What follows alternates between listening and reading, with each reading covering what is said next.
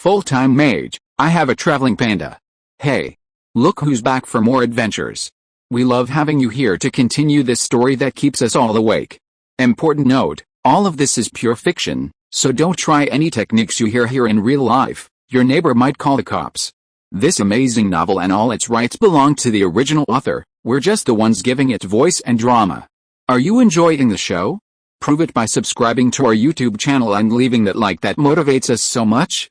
And if you want VIP access to exclusive content, our Patreon is waiting with things you won't find anywhere else. Chapter 151 The Martial Arts Agreement, Yang Mu's Marriage. Ultimately, Xiao Zhang obtained the martial arts system at a hidden cost, but it could only be truly implemented after Mu Hongyun broke through to the 6th realm. Once Mu Hongyun became a 6th realm martial artist, he could open up a martial arts path, making martial arts a globally recognized path. After getting out of the car, Mu Hongyun found the sun blazing. He quickly calculated that he and Xiao Zhang had actually talked until 1 p.m. However, thinking about the future, Mu Hongyun smiled contentedly. Mu Hongyun then climbed over the wall into the Imperial Capital Academy and strolled leisurely back to his apartment, only to encounter Mu Nujiao, who was about to leave. Hey, Jiao, where are you going? Mu Hongyun looked at Mu Nujiao in surprise. Mu Nujiao was wearing a classic emerald green dress today, her silky black hair styled in an elegant princess updo, held up by a meticulously crafted phoenix hairpin, and luxurious gold crystal pendants adorning her ears. Beneath the dress, embroidered with the gold tassels, were white shoes that accentuated her beautiful legs, paired with sparkling silver high heels. Mu Hongyun, it's perfect timing to run into you. Come shopping with me, and we can go to a party tonight. Mu Nujiao was startled when she saw Mu Hongyun, then smiled sweetly. A party? What kind of party? Is it fun? Mu Hongyun asked. Normally it's not fun, but it'll be fun if you go, Mu Nujiao said. Mu Hongyun was taken aback. Playing with me? Mu Nujiao burst out laughing, looking Mu Hongyun up and down, saying, no, I never realized you were so interesting before. Her stunning beauty paired with her mischievous smile was simply irresistible. Mu Nujiao laughed for a while and said, what I mean is that the Mu family will be at this party too. Wouldn't it be much more interesting if you went too? Mu Hongyun clicked his tongue and said, I used to quite like your well-behaved girl persona, but I suddenly discovered that you're actually quite cunning. The radiant Mu Nujiao put her hands on her hips, a fierce expression appearing on her pretty face, and now, I like it even more now. Mu Hongyun pretended to think for a moment and said, let's go. Didn't you want to go shopping? When they went shopping in the afternoon, Mu Hongyun felt as if his body and Mu Nujiao's had switched places. Mu Nujiao walked very fast ahead, and he was chasing after her. It wasn't until evening that Mu Nujiao checked her phone and said, it's about time, we can go now. This party was hosted by the Yang family, a prominent family in the capital, to celebrate a marriage alliance between the Yang family and the Mu family. To this day, Mu Hongyun still longs for the day he, backed by the emperor, stormed Mount Mu Pang, where he could slaughter the Mu clan without restraint. Unfortunately, after killing some fools with mid to high level cultivation, no one dared to step forward again. At the time, Mu Hongyun had other matters to attend to, so he didn't go on a killing spree. But it didn't matter. Once he achieved the golden core stage, the Mu clan of the capital would no longer be necessary. There could only be one Mu clan in the world, and that would be the Qinling Mu Clan. Mu Hongyun gently tapped his heart. There, a masked figure stood. Mu Nujiao made a phone call, and soon, a long black sedan appeared beside them. Miss, a tall, sharp-eyed man stepped out of the black sedan. His gaze swept lightly over Mu Hongyun. He had been wondering why his mistress always seemed to be surrounded by men like leeches. Unexpectedly, the next second he was stunned by Mu Hongyun's astonishing killing intent. He had only ever felt that kind of aura from military intelligence officers stationed year-round on the demon-infested borders. However, those old officers were mostly hardened men in their 50s, constantly immersed in slaughter, their bloodlust ingrained from countless demons. How could Mu Hongyun, such a young boy, possibly possess such a strong killing intent? Mu Hongyun smiled slightly. He had turned the demon-infested area around Shanghai into a safe zone. Who knew how many demons he had killed in those few days? Uncle Lee, this is my friend. He's coming with me, Mu Nujiao called to the middle-aged man, then beckoned Mu Hongyun to get in the car. Uncle Lee was somewhat shocked. He had never seen Mu Nujiao smile so sincerely at anyone in all these years. The Yang family's territory, the Yang mansion, the Yang family's strength ranked near the bottom in the capital. For a simple engagement ceremony, each major family could send a representative. But if the Yang family was to marry into the Mu family, the major families would have to think carefully. Among the major clans of Donghuang today, the Zhu clan relies on power, the Zhao clan on wealth, and only the Mu clan relies on strength. A family with 2 forbidden spells, with immense official power. The Yang mansion is located in Mianshan, a mountain range surrounding the capital, though far smaller than the Mu clan's Mu Pangshan. In the dark mountains, the cold wind howled silently. Luxury cars climbed the winding mountain road, their walls adorned with bright lights illuminating the path as if it were daytime. This marriage alliance is between Old Master Yang's eldest son and Mu Dao's third daughter. Inside the warmly lit car, whether from car perfume or to Mu Nujiao's own scent, Mu Hongyun took a deep sniff and exclaimed, "So fragrant." It was the kind of scent that could make one lose their senses and become restless. Mu Nujiao blushed instantly when she saw Mu Hongyun leaning towards her. She pushed him away and said, "I have something to tell you." Mu Hongyun sat up straight and said, "I'm listening." That old man Mu Dao already has 3 daughters. The car smoothly drove into the Yang mansion. The mansion was brightly lit, indicating that the Yang family attached great importance to this marriage alliance, seeing it as a lifeline to turn their family's fortunes around. The Mu family's idea was simple. As a clan, they needed affiliated clans. However, the families that were originally on good terms with a Mu family were all first-rate families, and none of them would willingly become affiliated with a Mu family. Therefore, the Mu family planned to support the Yang family to show outsiders the power of the Mu family and force those hesitant families to make an immediate decision. But now that Mu Hongyun had arrived, the Mu family's plan was about to fail. Uncle Lee parked the car on the lawn and opened the door for Mu Nujiao. Mu Hongyun got off from the other side, looking at the building in the distance that resembled a European cathedral, and was about to leave. "Hey," Mu Nujiao called out to Mu Hongyun, looking at him like an angry kitten. "What's wrong?" Mu Hongyun scratched his face, still clueless. "You forgot I'm your date." Mu Nujiao's beautiful eyes were practically spitting fire. Oh. Mu Hongyun immediately slapped his forehead, grinning foolishly. "Sorry, I forgot." With that, Mu Hongyun swiftly walked to Mu Nujiao's side and reached out to embrace her slender waist. Although Mu Nujiao's waist was slender, it felt like warm jade in his arms, very comfortable. Mu Hongyun couldn't help but pinch her soft flesh, and Mu Nujiao immediately let out 2 coquettish cries. "I'm your date, not your mistress." Mu Nujiao pouted, slapped away Mu Hongyun's playful hand, and then took his arm. "That's the right way." Chapter 152. The wind stopped, the rain stopped, and Mu Dao felt he was back to normal. Mu Nujiao had many suitors. Even in Shanghai, many wanted to win the heart of this jewel of the Mu family. In the capital, the number of those with the same ambition would only increase. Therefore, when Mu Nujiao appeared at the banquet arm in arm with Mu Hongyun, many scions of powerful families cast hostile glances, as well as fearful and angry ones. Many elite scions of powerful families attended the engagement banquet of the Yang and Mu families, not out of respect for the Yang family, but because they heard that Mu Dao and Mu Chong, 2 elders of the Mu clan, would also be there. Mu Chong was Mu Dao's younger brother, and his family had 2 unmarried daughters. Mu Hongyun didn't know what the powerful families were thinking, but these elite scions had a simple idea: to curry favor with the Mu clan. Similarly, some young members of the Mu clan were also present, including Mu Tengying. The 2 who had awakened magic at the same time seemed to have experienced a dramatic shift in strength and status. On the day of awakening, although Mu Tengying hadn't awakened her innate talent, her ice magic talent was top-notch, while Mu Hongyun was a muggle who hadn't awakened anything.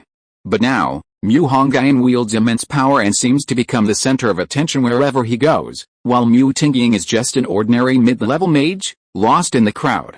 A young man with a red tattoo suddenly sensed a cold magical aura behind him.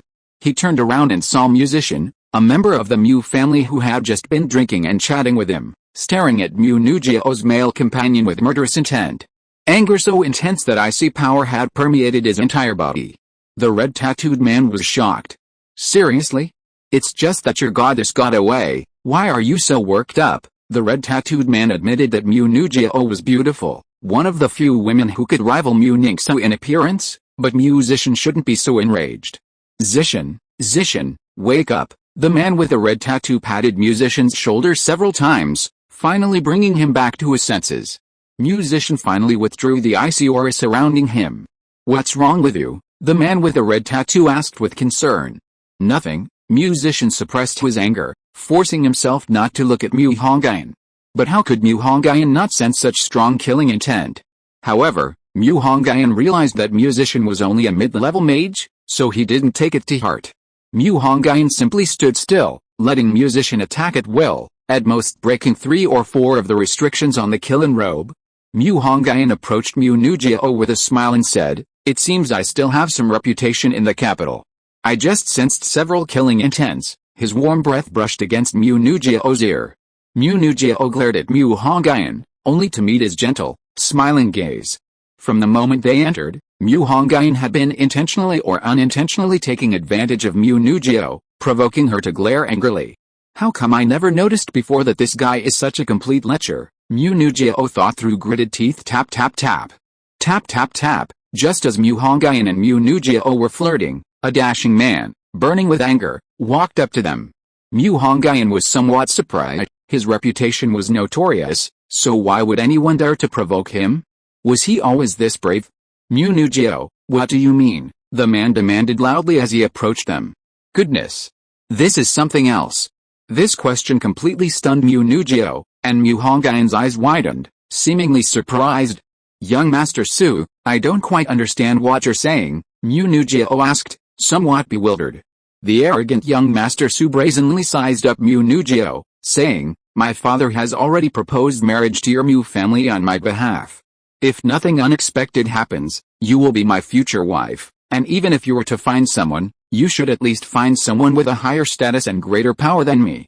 This pretty boy is nowhere near as good as me. Su Mingjin glanced at Mu Hongyun casually, his eyes filled with disgust and disdain. Su Mingjin's words immediately attracted the attention of many guests at the banquet. Mu Nujiao was speechless. This Su Mingjin was clearly instigated by the Mu family to annoy Mu Hongyun. Mu Dao and Mu Chong, the 2 old men, stood in the crowd, smiling subtly. They couldn't kill or harm Mu Hongyun, so they could only annoy him. Mu Hongyun reached out and wrapped his arm around Mu Nujiao's slender waist, saying, you dare talk to me like that?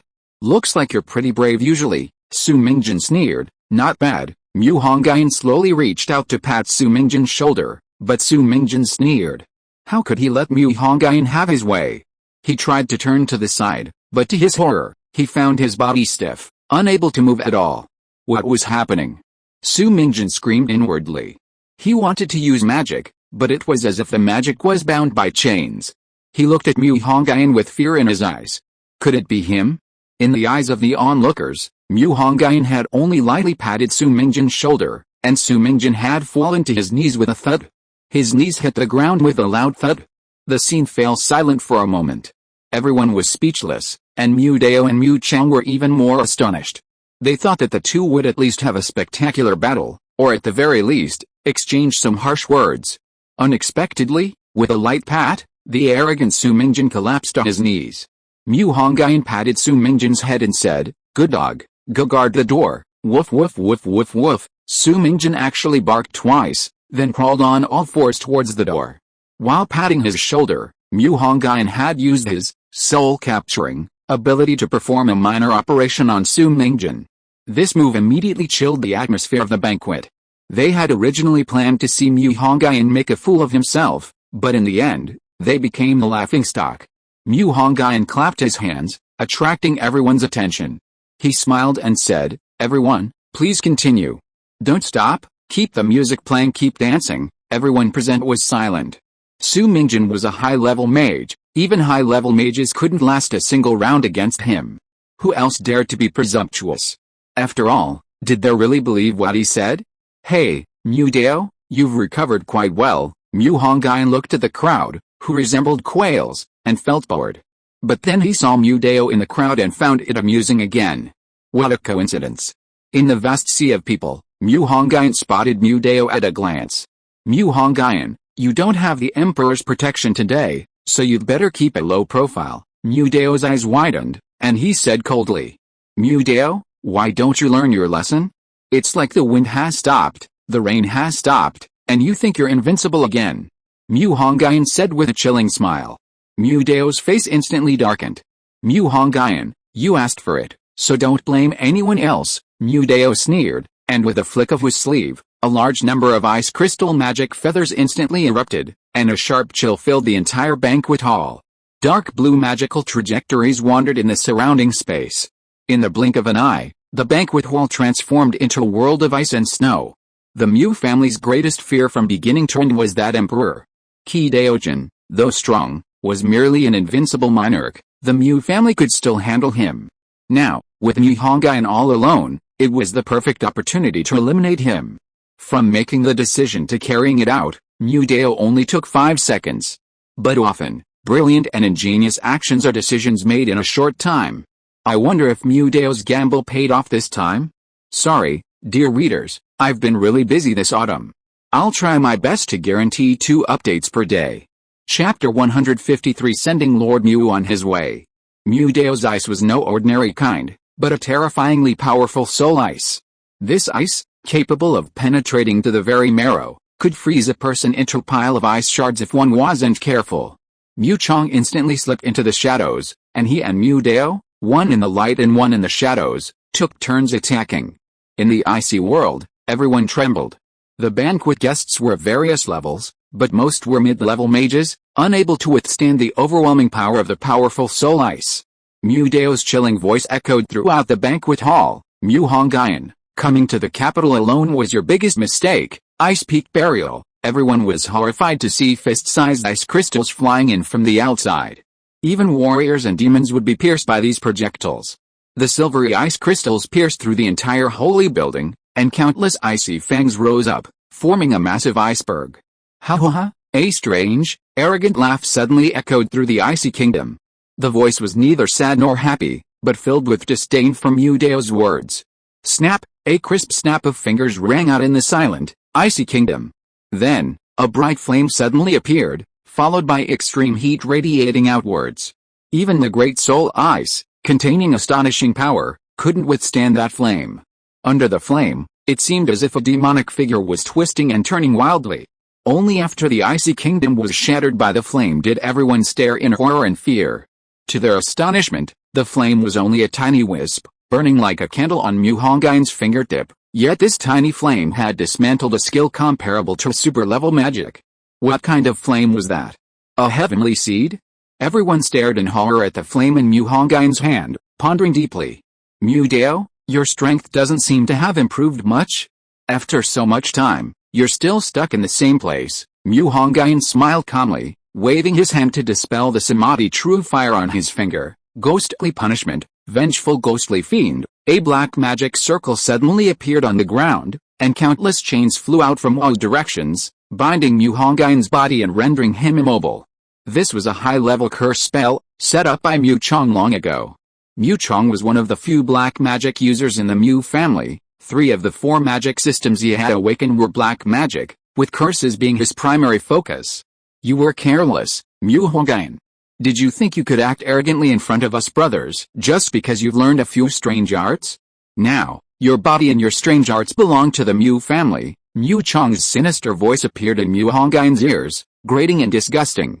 These black chains seemed to bind Hongyun's body, but in reality, they bound his soul. If it were an ordinary mage, he would already be blank and dazed, and his magic would be completely locked down. Unfortunately for Hongyun, his soul was far more powerful than his body.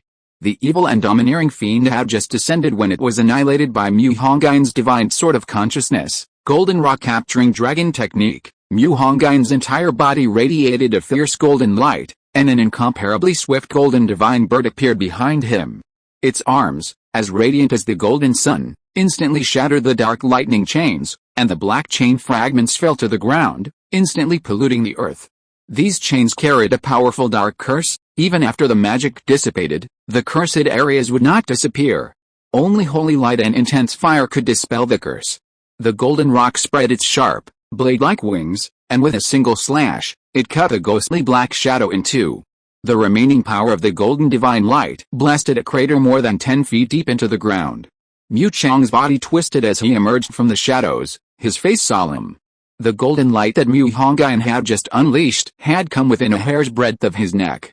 He wondered why Mu Hongyun's perception and senses were so terrifying. Ice Lock, bone-crushing, musician, hidden in the crowd, watched Mu Hongyun's calm and collected figure, and the anger in his chest was almost uncontrollable. His father was one of the Mu family members killed when Mu Hongyun attacked Mu Pangshan. He lost his father in that turmoil. He stood in the crowd, witnessing his father's head fly high into the air. At that moment, Mu Dao and Mu Chang launched a blockade against Mu Hongyun, and he realized his chance for revenge had arrived. 4 venomous, icy chains flew towards Mu Hongyun at treacherous angles. Faced with this attack, Mu Hongyun didn't even have the will to resist. He allowed the ice chains to mercilessly lash his body. The result was that the ice chains shattered, but Mu Hongyun remained completely unharmed. Mu Hongyun's eyes sharpened, and a sharp sword aura erupted, heading straight for Musician's throat. Mu Chang watched helplessly as Musician instantly perished before him, the sword aura shredding him into a cloud of blood mist. Zishan, Mu Chang roared in grief and rage. Dark green poisonous gas emanated from his body and spread into the air, the sacred constellation of poison magic armed around his body, and countless scorpions appeared in the banquet hall. Poison magic was also one of Mu Chang's specialties. The other guests screamed and immediately fled outside. Mu Hongyun first found Mu Nujio, put his arm around her waist, and escorted her outside before returning to fight the Mu brothers. Snow Princess's cry, Cloud Ice Crystal Realm. Mu Dao no longer cared about the city's rule against casting super-level magic. Now he had only one thought in his mind: he had to eliminate Mu Hongyun. The blizzard that had dominated the world finally subsided on Myanshan Mountain, the plum blossom-like snowflakes transforming into sharp blades, mixed with a bone-chilling north wind. Mu Dao, like a high priest of ice and snow, his white hair gleaming with silver light, stood before a frost goddess draped in ice-blue robes, seated high above the heavens, her hands clasped tightly to her chest, as if in prayer, or perhaps in pity. Sun, 9 dragons pulling the coffin. This was Mu Hongyun's second divine power developed from the Sun Sword Key. Mu Hongyun brandished his Dragon Sun Spear, fiery red Sun Sword Key flickering at its tip. Facing the frost goddess above, Mu Hongyun chuckled and pointed to the sky. On the ground, 9 celestial dragons, transformed from the Sun Sword Key, charged forward, their claws outstretched. Behind them lay a heavy black coffin. The black coffin was composed of void sword key, its surface seemingly capable of severing even light. Mu Dao, you're old. Your strength is the same as a year ago, showing no improvement. But I'm different. I'm still young, and my power increases every day. So, Mu Dao, you won't win.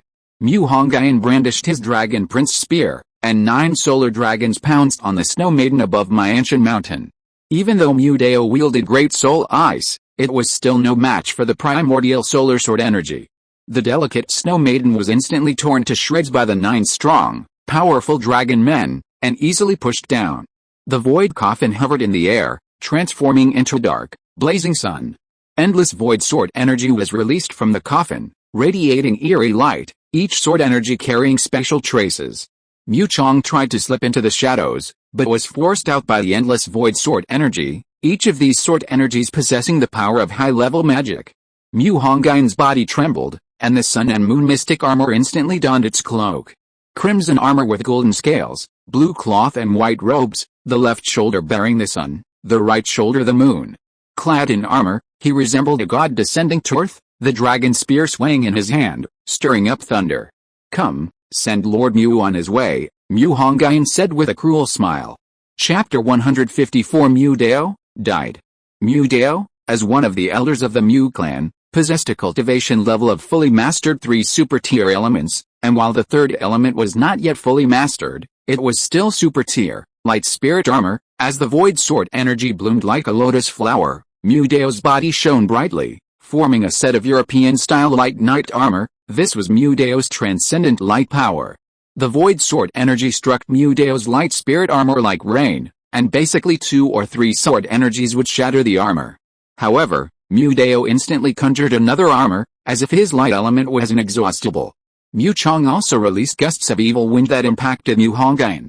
Although the sun and moon mystic armor protected him, passively taking hits was not Mu Hongyun's style. Sword Shadow, 10,000 swords technique. Mu Hongyun raised his spear tip, and tens of thousands of gray sword shadows tore through space towards the evil wind. The poisonous insects hidden within the evil wind were killed one by one, their acidic green sap drifting in the wind, corroding the holy temple buildings. Adorable, suddenly activated, giving Mu Hongyun a 0.5-second head start in knowing the location of Mu Chong's next attack. 100-foot-long gust of poisonous wind, like a man-eating beast, swept down upon Mu Hongyun, corroding and dissipating the precious light covering his sun and moon mystic armor. Within the purplish-black poisonous wind, a dark light flew at lightning speed towards Mu Hongyun's eyes. Unfortunately, Mu Hongyun had already sensed it, taking a perfectly timed step back to dodge the attack, then pointing a finger. One finger creates annihilation. Mu Hongyun's body radiated light, his long hair danced wildly, mysterious patterns intertwined, and a towering divine tree emitting a hazy precious light appeared atop Ma'anshan Mountain, even more powerful and domineering than the Snow Maiden from before. With Mu Hongyun's finger movement, Mu Chong's body, dormant for many years, suddenly felt a bone-chilling killing intent.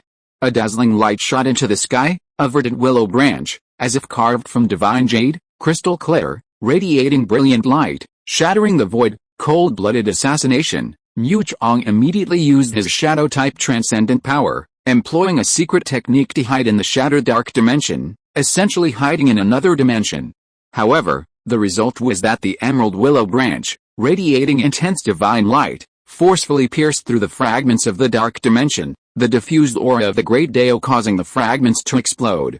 In the ancient dark dimension, ancient kings sensed the world's anomaly, but before they could act, a voice from a higher dimension dissuaded them.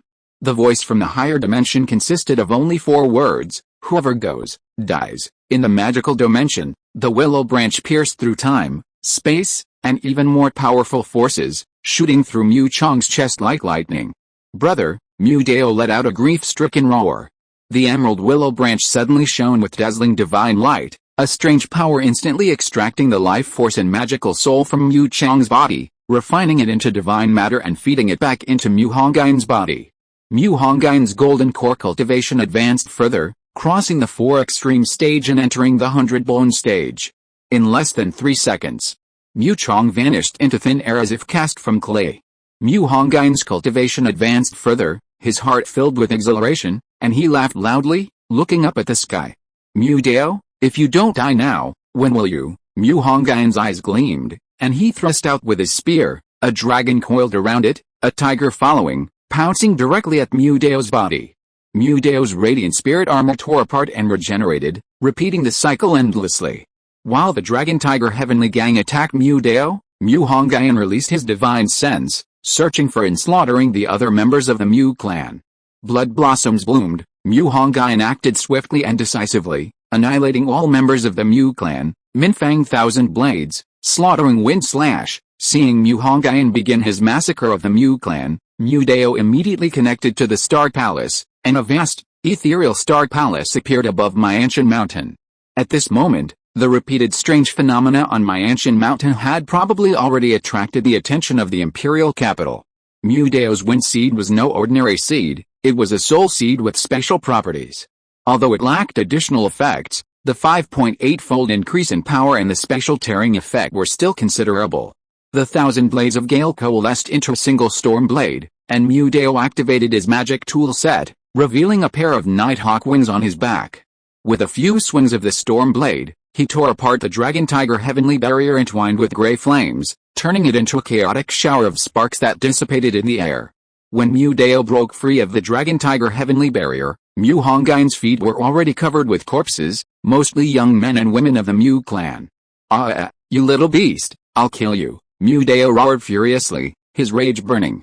He raised his hand and hurled 2 chain-bound ice meteor hammers towards Mu Hongyun. A pincer attack, even a demon commanding commander couldn't withstand the pressure of the twin ice meteor hammers. Mu Hongyun slammed his dragon sun spear into the earth, the immense force creating a 1,000-foot-long crack in the ground.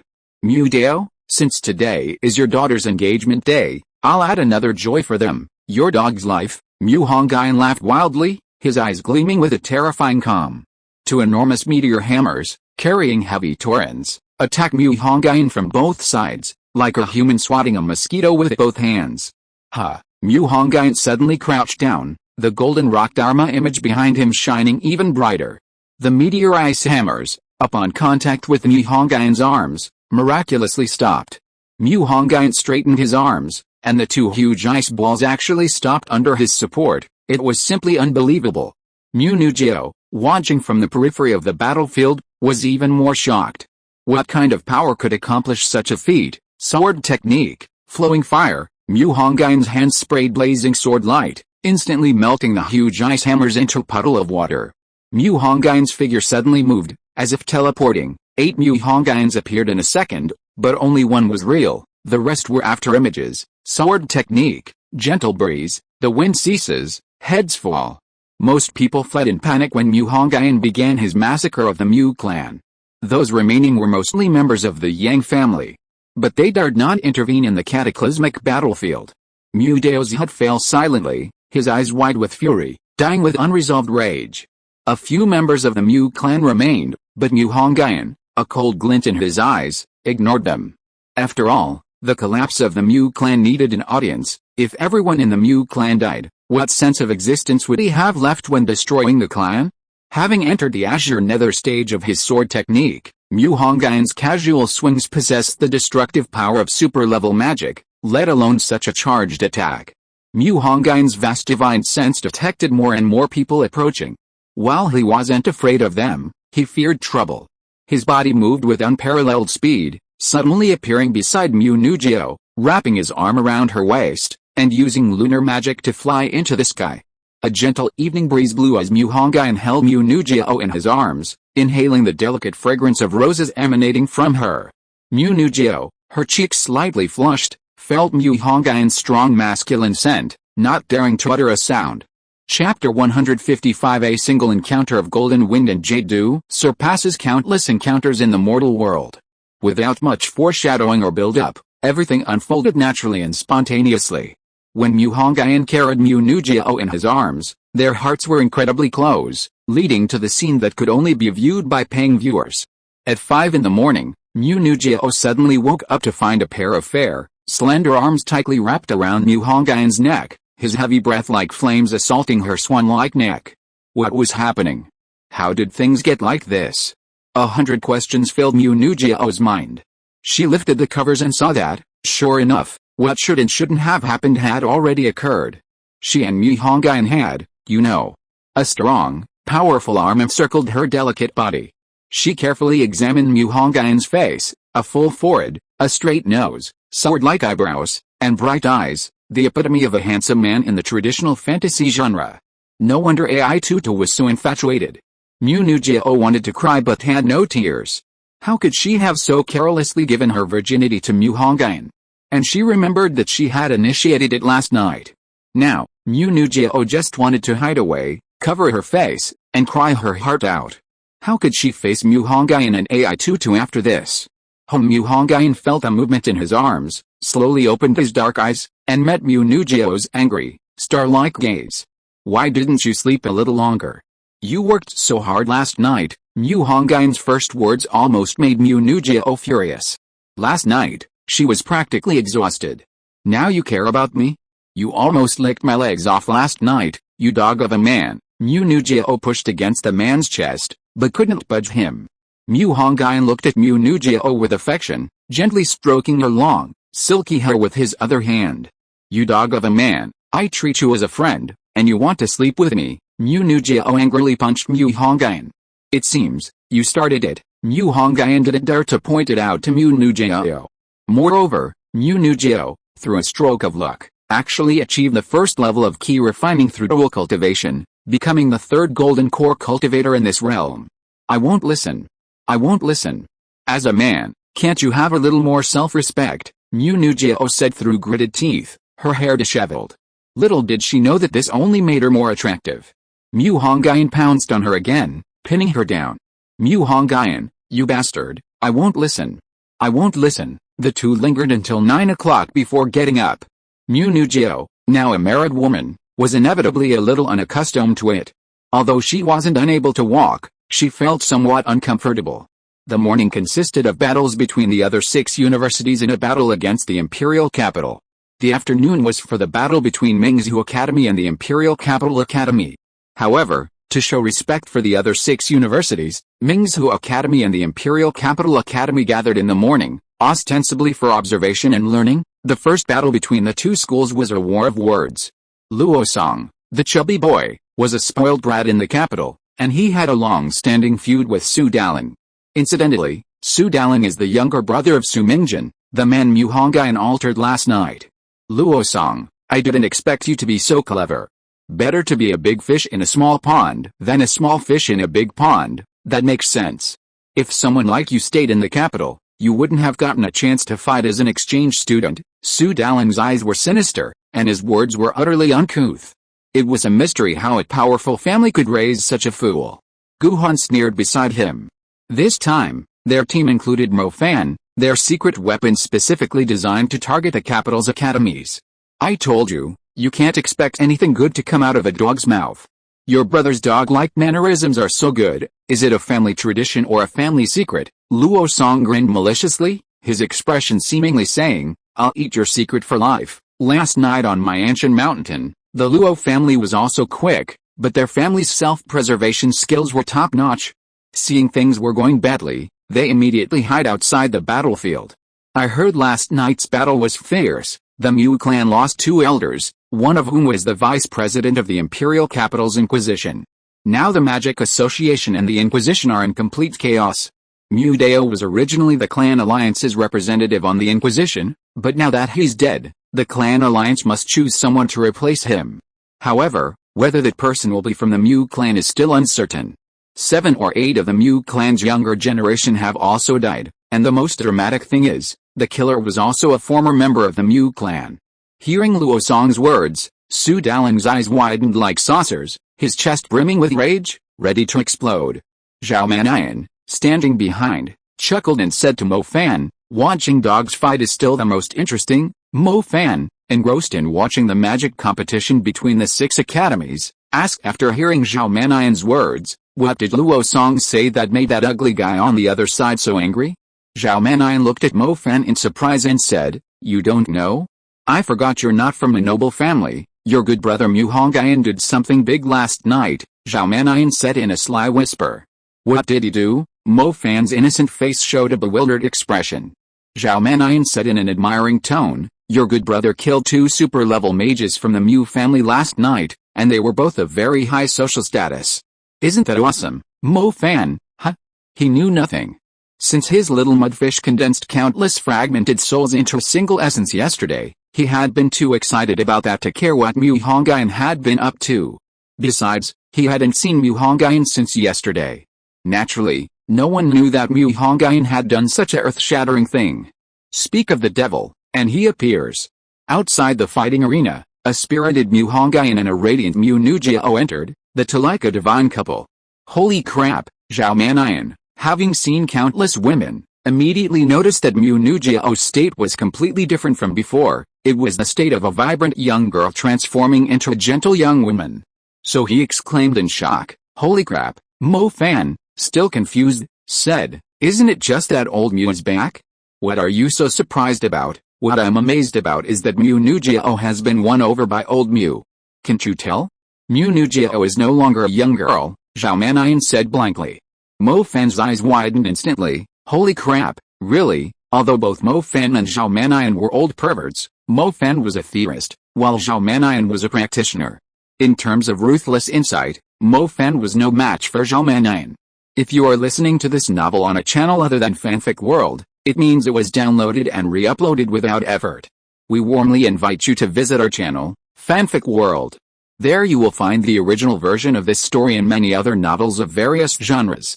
We look forward to seeing you dive into a world of incredible novels. Chapter 156. Just say 666.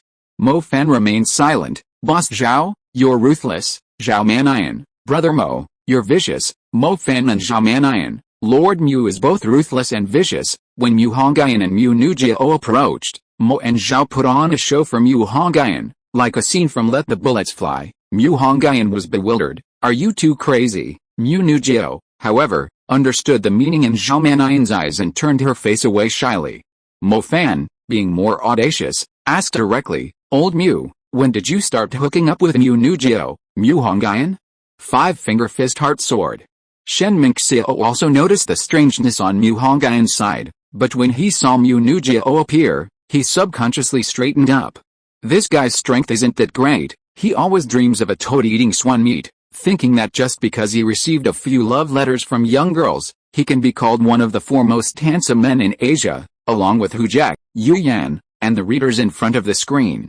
Luo Song, seeing Mu Hongyun, grinned mischievously. Sudaku, see that guy? That's Mu Hongyun. At Luo Song's voice, everyone in the capital turned to look, and saw the handsome, ethereal man joking with Zhao Manyan and Mo Fan. Qinling and Zhao Mingai were overjoyed to see Mu Hongyun. They hadn't expected the person who committed the horrific massacre last night to be so handsome. Liao Mingxuan said with a gloomy face, I heard from my family that this Mu Hongyun isn't a sorcerer.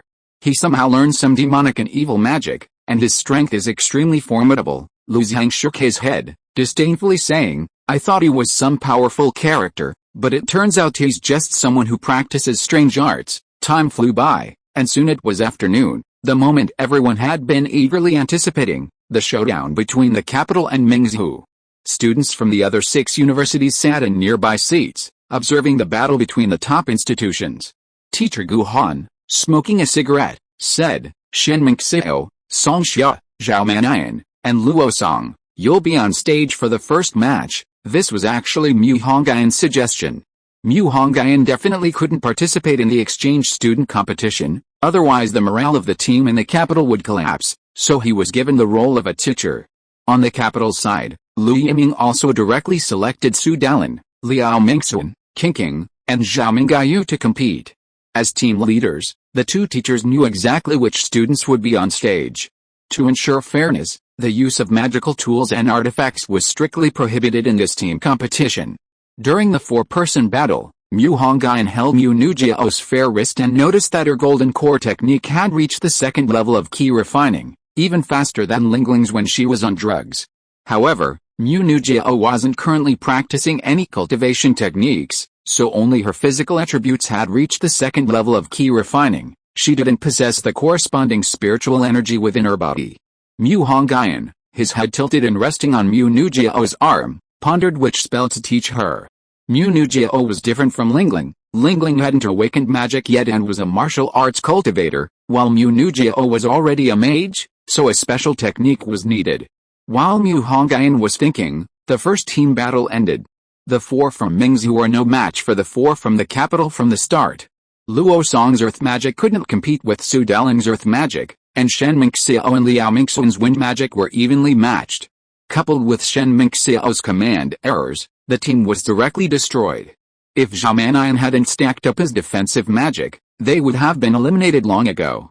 No one expected Zhao Manyan's defensive magic to be so strong, actually withstanding the magical bombardment of 4 mages. The 4 looked grim. None of them had expected such a humiliating defeat. Shen Minxiao's mentality collapsed when he saw Mu Nugeo and Mu Hongyun being affectionate during the battle. So when he came off the field, his first complaint was to Zhao Manyan. Zhao Manyan, however, wouldn't tolerate it and retorted, if it weren't for my strong defensive magic, you trash would have been eliminated in the first round. Mu Hongyun noticed the 4 people coming off the field and asked directly, Jiao, do you want to go on the field? Mu Nugeo, wearing a light yellow brocade sweater, nodded and said, winning the battle will benefit my ranking in the academy. Hearing Mu Nugeo's words, Mu Hongyun nodded and said to Gu Han, Teacher Gu Han, let Mo Fan, Zhao Manyan, Mu Nugeo, and Bai Tingting go on the field next. Bai Tingting, who had been sitting obediently like a quail, was shocked to hear her name and exclaimed, I'm a healer. Mu Hongyun said nonchalantly, it's okay. You can just be a mascot, hide behind Zhao Manyan and shout 666. Jiao, you can play support. Leave the heavy lifting to Mo Fan and Zhao Manyan. Mo Fan and Zhao Manyan. 6 Shen Minxiao laughed in exasperation, do you even know how to arrange things? Sending a healing type character is worse than sending me. Gu Han replied to Mu Hongyun, I think it's fine. Shen Minxiao was stunned. Mu Hongyun frowned and said, your main skill in wind magic isn't even as good as our Jiao's secondary skill in wind magic. What are you going to do up there? Mu Nujiao blushed and punched Mu Hongyun when she heard his words. Shen Mingxiao dared not speak out in anger. If it were anyone else, he would have retorted long ago. But if it were Mu Hongyun, Shen Mingxiao really didn't dare to argue, because this guy really dared to kill. He could kill the deputy presiding judge of the Imperial Capital Tribunal without hesitation. What was Shen Mingxiao compared to him? So, in a fit of anger, Shen Mingxiao just lashed out. Mo Fan said nonchalantly, as expected, "In the end, I'm the one who has to turn the tide." Mo Fan, show me the spirit of the stadium battle, Zhao Mannian said to Mo Fan.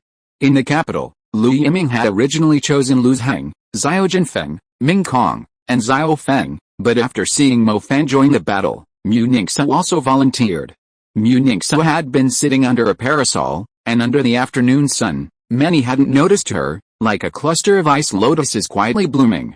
It wasn't until she stood up, and a strange, icy aura swirled around her and slowly spread outwards, that people were astonished to find such a stunningly beautiful and independent woman among the capital's academy team. Mu Hongyun spotted Mo Fan's old flame and thought, "This is interesting." Mu Ningxiao wore a snow-white leather trench coat, seemingly tailor-made, perfectly outlining her curvaceous figure. A white mist, like ice flowers, subtly revealed her graceful figure, and pure white goose feather boots encased her delicate and alluring calves. Her figure was already exceptionally outstanding, but what was even more captivating was her exquisite face. Her features were perfect, like a beauty stepping out of a painting, without a single flaw. If there was anything unpleasant about her face, it was her aloof and arrogant expression. Yet, it was precisely this cold beauty that matched the phrase "skin as white as ice and bones as jade," a description of her unparalleled beauty. To deal with Mingxiao and his gang of little bastards, why would you need to personally intervene, Captain? The man named Lu Zhang said obsequiously. Mu Ningxiao didn't answer, her eyes fixed intently on Mo Fan, her fighting spirit soaring. When Mo Fan saw Mu Ningxiao again, he no longer felt the same amazement as before. Although Mu Ningxiao was stunningly beautiful, it was clear that after working with Master King Long, Mo Fan had become immune to beautiful women. Mo Fan put his hands in his pockets and swaggered towards the battle arena, his expression listless. To be honest, apart from Mu Ningxiao, there was no one else on the opposing side who could rouse his spirits. Chapter 157 Destroying the Cannons, Mo Fan and the Court of Judgment attack. Mu Ningxiao moved gracefully, her icy magical aura instantly filing the entire arena. The condensed frost spread from her jade-like legs all the way to Mingxiao's position. Mo Fan brazenly scrutinized Mu Ningxiao's legs. Tisk, how come he hadn't noticed Mu Ningxiao's astonishing potential when they were young? Song Xia, a fire mage, took a slight step back.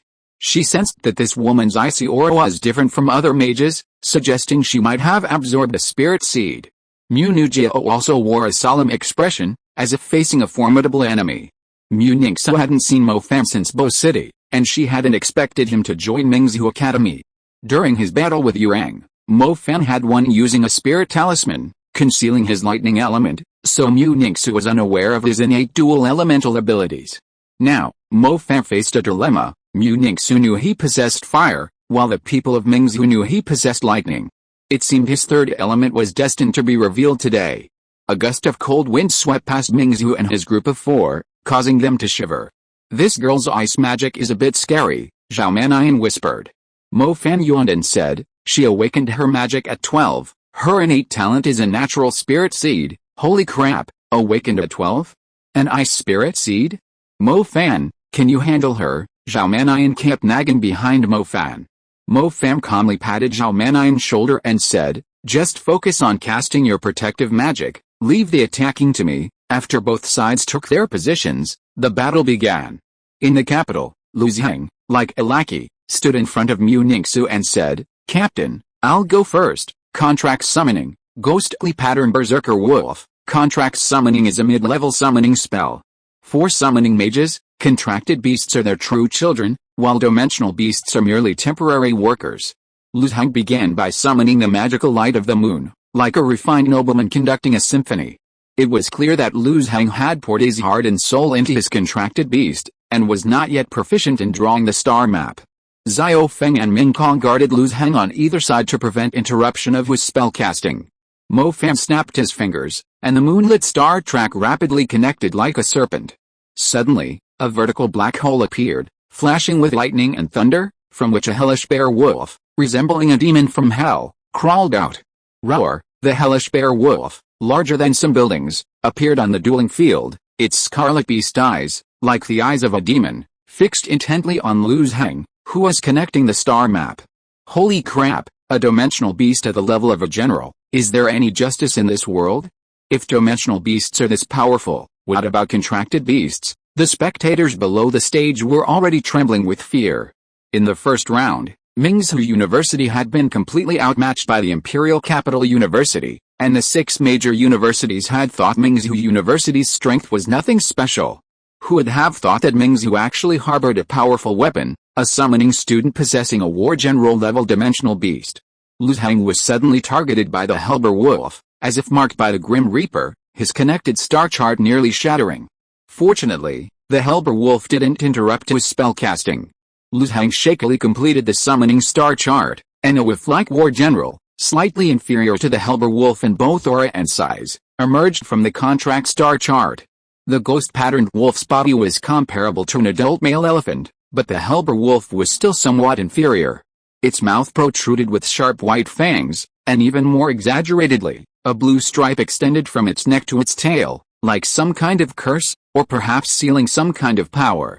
Damn it, how can he have such a powerful dimensional beast? Seeing Mo Fan summon the Hellbear Wolf, also a war general, with a wave of his hand, Lu Zhang was filled with jealousy. He had originally wanted to use the ghost-patterned wolf to show off in front of Mu Ningxu. He was so jealous he wanted to grind his teeth to dust. He never expected to be suppressed by Mo Fan. I never expected his summoning skills to be so powerful. Mu Ningxu remained expressionless, but her heart was filled with shock. Old wolf, cripple that dead dog, Mo Fan roared triumphantly, his steps faltering as he flew towards the Imperial capital camp like a sharp sword. His speed was so fast that even Mu Ningxu didn't have time to react. Fool, how dare you approach us alone? Thunder Seal, Frenzy Strategy. Ming Kong raised his hand and instantly cast a level 2 Thunder Seal. The level 2 Frenzy Strategy is a radioactive skill. Although its attack strength is not as high as the level 3 Thunder Seal, it has a wide range and strong penetration and paralysis. Purple arcs of lightning wandered along the ground. If even a trace of lightning hit Mo Fan and the others, other lightning would swarm up along with the first trace. Light Protection, Holy Shield, Zhao Manian, positioned as a tank, certainly wouldn't let his good brothers be hit by lightning. The star chart of light quickly connected, and Zhao Manian chanted incantations, like a shaman who had just finished performing a ritual.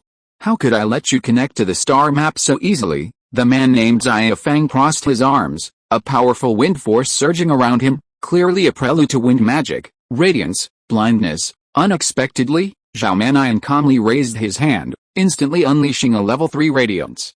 Blindness is a level 3 radiance. This level reduces the purifying effect but increases the brightness. Xia Fang clearly underestimated Zhao Manian.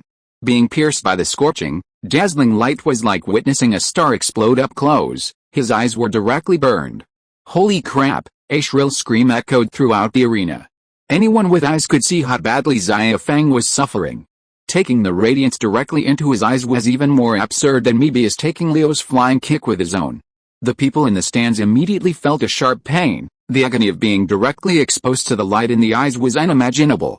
My god, is the second group of Mingzhou University only at the level of a top-tier academy? That summoner's dimensional summoned beast is already this powerful. What must his contracted beast be like? The people in the stands couldn't help but sigh. Shen Mingxiao was almost driven mad with jealousy. He wanted the same effect as Mo Fan, but in the end, he became Mo Fan's stepping stone. Zhao Manian completed his mid-level light magic connection. A broad and heavy holy shield of light surrounded Mo Fan, protecting him from the attacks of wind, frost, and lightning. Mo Fan landed easily, glanced at Ming Kong with his evil eyes, and swung his arm, leaving afterimages. Slap! Mo Fan slapped Ming Kong away, knocking out 3 teeth. This slap was a true injury with a critical hit. Ming Kong was completely stunned. Ming Kong had studied magic for more than 10 years, and this was the first time he had faced a mage like this. The stands fell silent instantly, and the battle arena also fell silent. Even the intelligent Mu Ningxu looked at Mo Fan with a hint of apprehension. Wait, this guy's pretty ruthless. This is a move only a decent person would come up with. Who is this guy? I've never heard of him, students from the 6 academies discussed amongst themselves, showing great interest in Mo Fan. In the arena, the Hellbear Wolf was ferocious, while the Shadow Wolf was brutally beaten into a dog with its tail between its legs. Mu Ningxu stepped forward, activating her ice domain at full power. Frost elements immediately filled the entire arena, suppressing all other elements. Mo Fan, it seems you've made some good progress lately. Blue-white chill spread along the frost on the ground, and a sinister poison tried to invade Mo Fan's body. Mu Ningxu's eyes shone brightly, her voice like the tinkling of silver bells. Unexpectedly, the martial arts fire dragon within Mo Fan's body melted the poison before it could even penetrate. Mo Fan glanced at Lu Zhang not far away. A cruel smile appeared on his face. Mo Fan scoffed. Without the protection of his contracted beast, a mage posed less of a threat than a wild dog. Mo Fan had no desire to even attack him. So, Mo Fan smiled. Without any connection to the star map, the temperature on the ground suddenly began to rise. First, the frost covering the area melted, then crimson energy gathered beneath Mo Fan's feet, no longer able to be concealed. Come on, Zuxu, let me test your progress these past few days. Mo Fan naturally opened his arms, seemingly wanting to give Mu Ningxu a passionate embrace. Mo Fan's flames finally couldn't be contained. Crimson flames erupted from beneath the ground, the golden red fire waves as hot as magma, and the spiritual ice on the ground began to melt rapidly. Mo Fan's fire element was no ordinary fire, the rose flame was a pure, violent spiritual fire, extremely fierce. A curtain of flames appeared behind Mo Fan, the roaring rose flame like a bound beast, bearing its fangs and claws behind him. Mo Fan stood before the flames, one hand in his pocket, like a sinister fire king. Zuzu, Lu Zhang was stunned upon hearing this name. Did this person know Mu Ningxu before? The Mingzhu team was bewildered. They clearly remembered that Mo Fan's other element was lightning, so how did it become fire? Did he have 3 elements? Not only the Mingzhu members below the stage, but Zhao Manyan and Mu Nujiao were also confused. They knew Mo Fan's magic element, wasn't it lightning and summoning? How did fire suddenly appear? Song Xiao was even more bewildered. As the representative of the Fire Academy, she was only a mortal fire user. Leaving aside the question of Mo Fan being able to control flames, why were his flames so fierce and domineering, practically on par with the ice goddess's spirit ice in the capital? Mu Ningxu was already used to Mo Fan's smooth talk and didn't even bother to respond. With a light flick of her sleeve, ice and snow sprites instantly formed blade-like petals, carrying a demonic wind towards Mo Fan. Mo Fan smiled wickedly, raising one hand high, his voice like that of a monarch commanding his subjects. Rose flame, fierce fist, 9 palaces. The surging flames obeyed his command, the ferocious beast broke free of its shackles, and the fiery torrents converged on Mo Fan's wrist. Accompanying Mo Fan's fire element, the ring of fire on his pulse pulsed like candlelight, flickering with an ever-changing glow. Hearing Mo Fan utter those 4 words, Mu Ningxu's pupils constricted involuntarily. She was somewhat shocked that Mo Fan's fire element had also reached the mid-level 3rd stage. It should be noted that Mu Ningxu awakened her ice element at the age of 12, 4 years earlier than Mo Fan, and her ice element was currently only at the mid-level 3rd stage, while Mo Fan had already caught up. She summoned all the ice and snow elements, creating a thick, heavy ice wall. The dark blue ice was far stronger in hardness than ordinary ice. The flames were blazing hot. Once the frost on the arena had completely melted, everyone realized that Mo Fan's star map had covered most of the arena, concealed by the frost. Ha! Ha! Ha! Ha! With a roar from Mo Fan, the power of the fire ring slammed relentlessly into the ground. The magma-like force was like a shot of adrenaline, and in an instant, a breathtakingly beautiful fiery flower bloomed on the arena. Crimson pillars of fire burst through the earth with a deafening roar. Fire snakes danced, like brilliantly scattered petals of flame. The exploding lava pillar shot skyward, and the arena floor rapidly cracked, the intense heat seemingly capable of evaporating everything. Mu Nujiao raised her hand, a gentle breeze carrying Lu Zhang and the dazed Ming Kong aside. Unfortunately, the range of the level 3 fiery fist was too vast. Even with movement, the towering pillar of fire would still explode from the ground. Xiao Feng wanted to use a mid-level earth-type spell, but Mu Nujiao, who was just coasting along, easily threw him out of the arena with vines. This match was truly Mo Fan's main carry, with Zhao Manian and Mu Nujiao providing support, and Bai Tingting playing the role of a mascot. The level 3 Fierce Fist was incredibly domineering, with flames blooming across the entire arena. The Hellbear Wolf, possessing fire attributes, was completely unfazed by the flames. However, the Ghost Pattern Berserker Wolf was different. It was directly knocked away by a scorching pillar of fire, crimson flames engulfing its body, instantly turning the ferocious wolf demon into a burnt mess. Without any suspense, even though Mu Ningxu brought out her hidden wind-type spirit seed, she still lost to Mo Fan's spirit lightning. Dual spirit seeds, warrior-level dimensional beast, the 6 academies were completely shocked by Mo Fan's strength. How did this guy cultivate to such an extent? As for the question of the third element, the teachers will answer that. There is such a thing as innate talent. And Mo Fan's talent is being born with 2 elements. After the exchange between the 2 academies concluded, Mu Hongyun and Mu Nujiao prepared for their date. Although they were in a relationship in practice, they weren't officially a couple.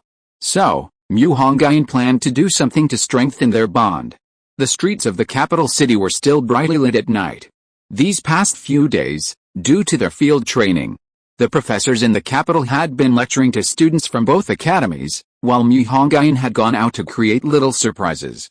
The streets appeared bustling, but devoid of any human life. One might mistake it for a ghost town. Mu Hongyun walked with one hand in his pocket. This illusion couldn't fool him, he only wanted to lure out the person behind it all.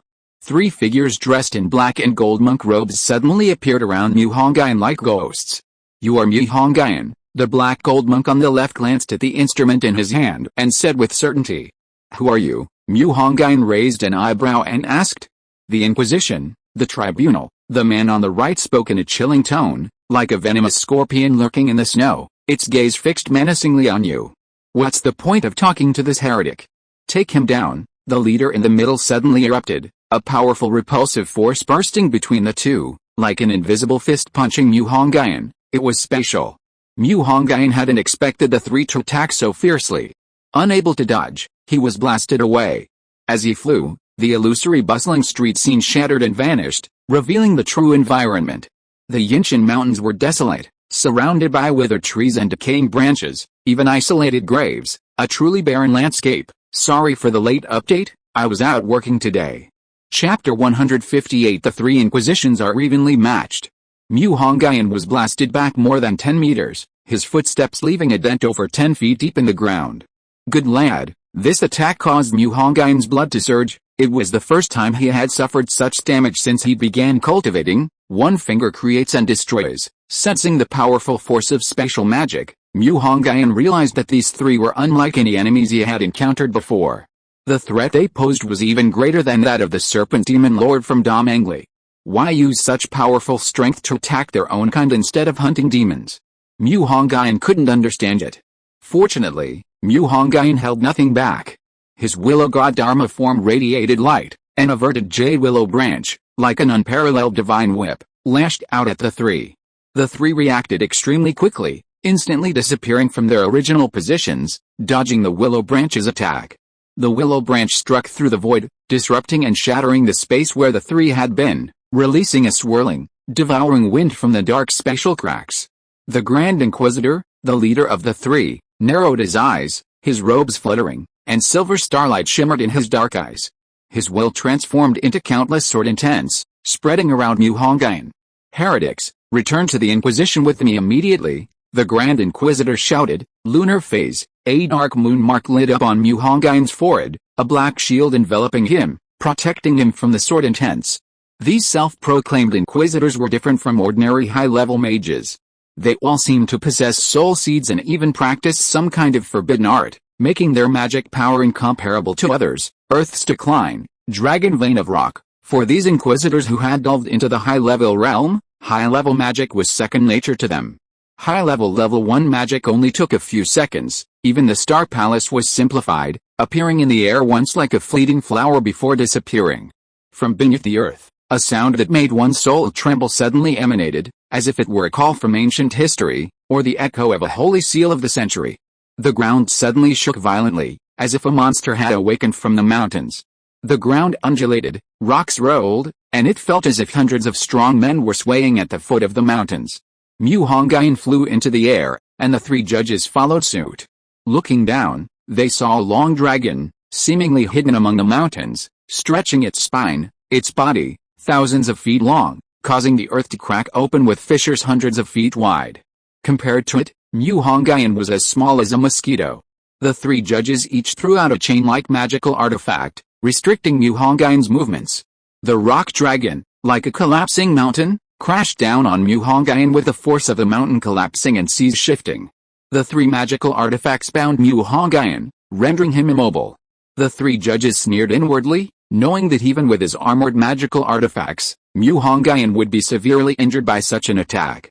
But Mu Hongyun merely smiled, a faint layer of mysterious runes appearing on his body. The stone penetration, divine power activated. The stone penetration, divine power concerns the earth and metal elements, granting him extremely high immunity to these two elements and spells. The rock dragon vein crashed down on Mu Hongyun like water splashed on a fish. The earth roared and thunder raged, mountains shook and boulders tumbled down. A new mountain range appeared out of nowhere on Hundred Flowers Mountain. The tremors felt even in the capital.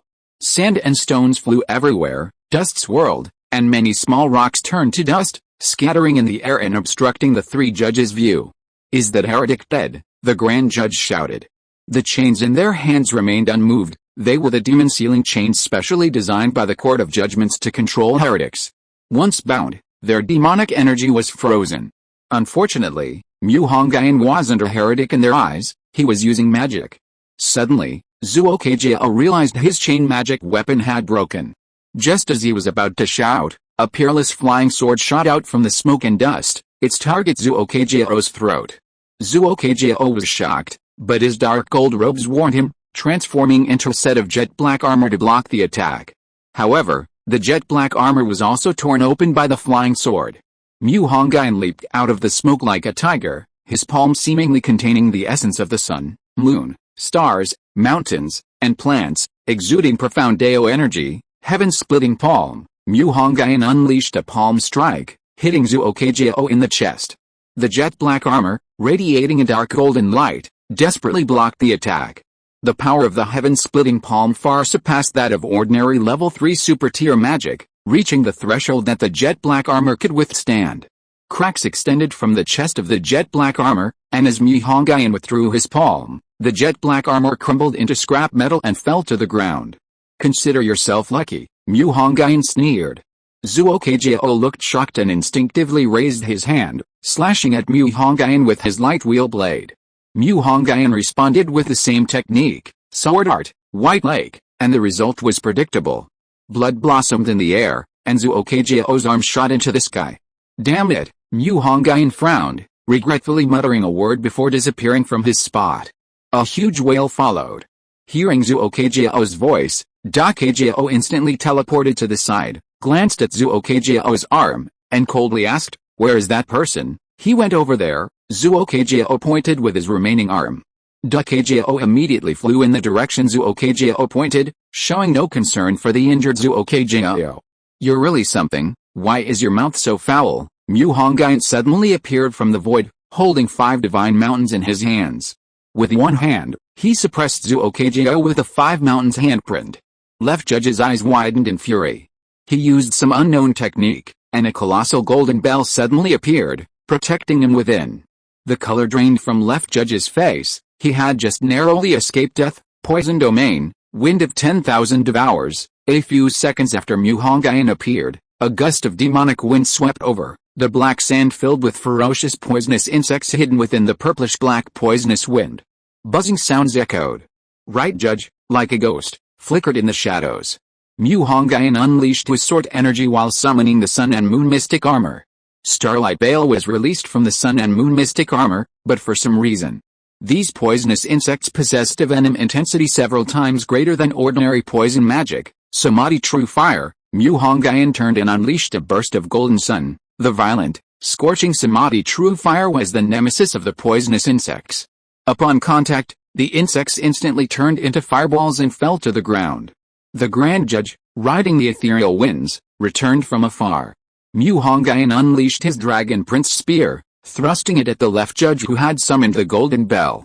The Dragon Prince Spear struck the Golden Bell, unleashing several powerful bolts of lightning, indicating that the protective golden bell was no ordinary magical artifact. The Grand Judge continued to approach, his body surrounded by sharp purple lightning.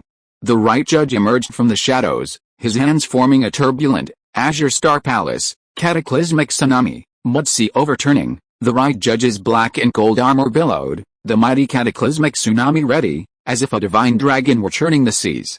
It was as if Marshal Xiangpeng had released the celestial river's sluice gates, countless drops of water from the magical star palace cascading towards Mu Hongyun like homing missiles. 9 transformations of calamity. Mu Hongyun was also an expert in water manipulation. The Dragon Prince spear plunged into the raging torrent of calamity, which resembled a vast ocean, and Mu Hongyun, as if in his own water, dived into the center of the raging torrent. Chapter 159 Ascending the Taihang Mountains, snow covered in the air. The Right Judge stared intently at the surface of the cataclysmic tsunami, his pure, ocean-like eyes searching for Mu Hongyun's figure. Logically, the undercurrents within the cataclysmic tsunami should have been enough to tear a commander-level demon to shreds, yet Mu Hongyun remained motionless after entering that tsunami. The Left Judge dispelled his protective golden bell and said in English, "Gale, where's that heretic?" The Right Judge, Gale, shook his head. As they spoke, a loud shout suddenly rang out. "Your grandpa's here!" The cataclysmic tsunami suddenly unleashed a water arrow, hurtling towards the unprotected Left Judge. The Right Judge's eyes revealed horrified shock. He realized his control over the cataclysmic tsunami had vanished, yet the tsunami on the ground remained.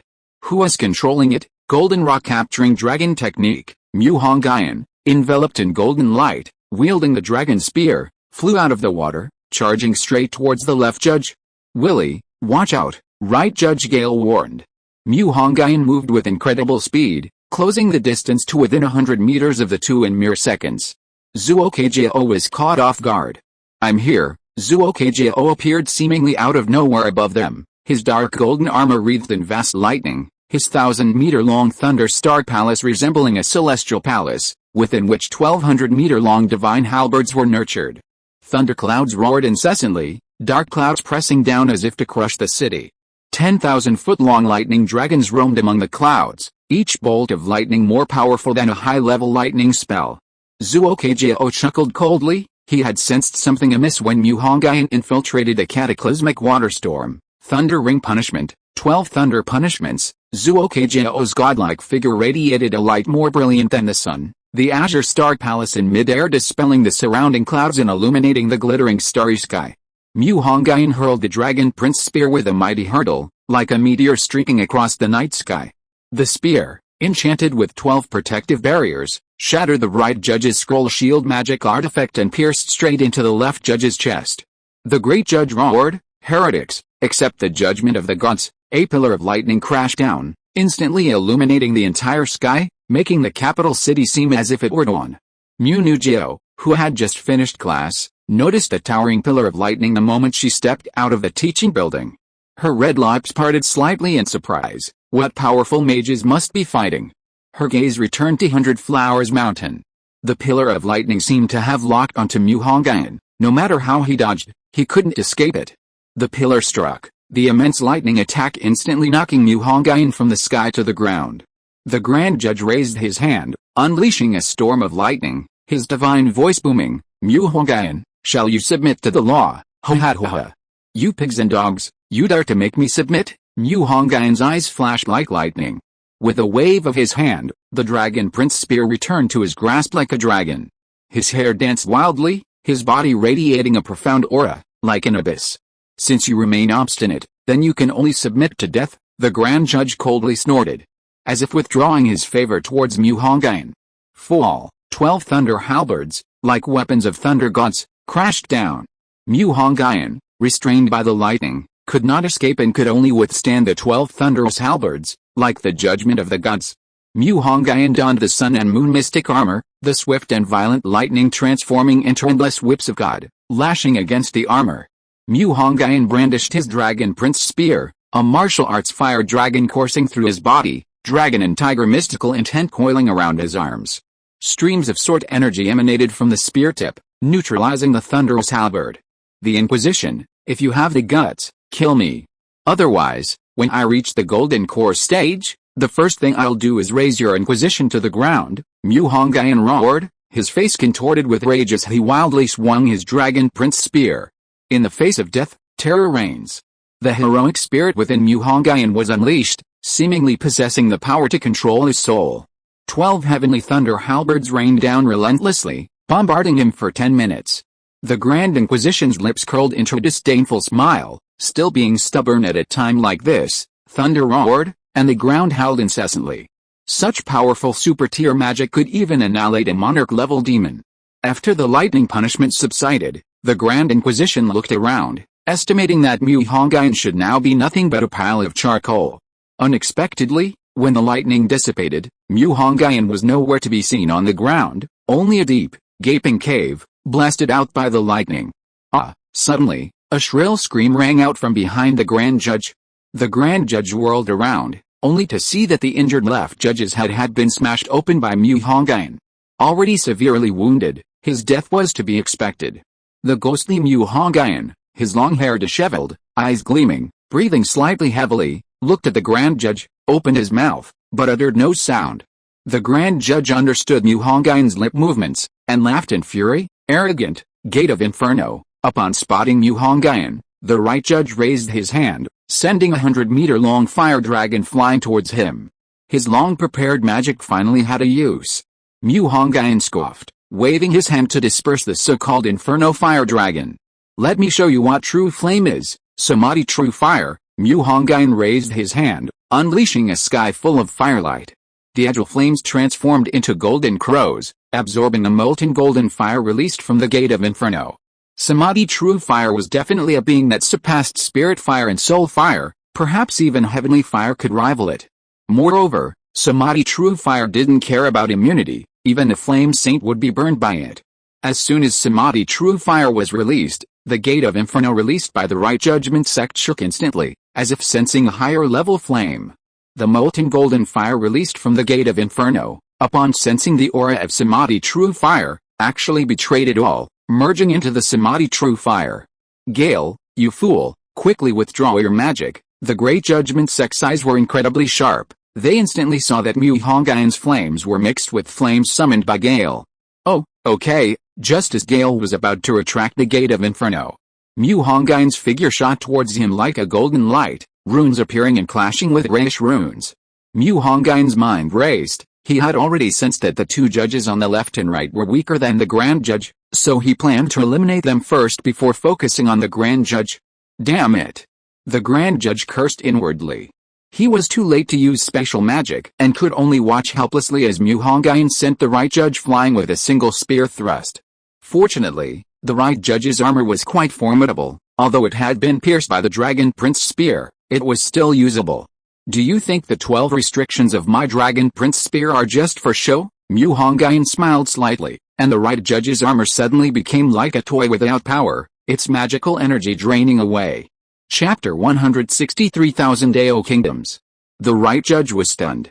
His armor inexplicably disintegrated, and without it, his sense of security was greatly diminished. In contrast, Mu Hongyun was protected by the Sun and Moon mystic armor, and his Dragon Prince spear was unstoppable.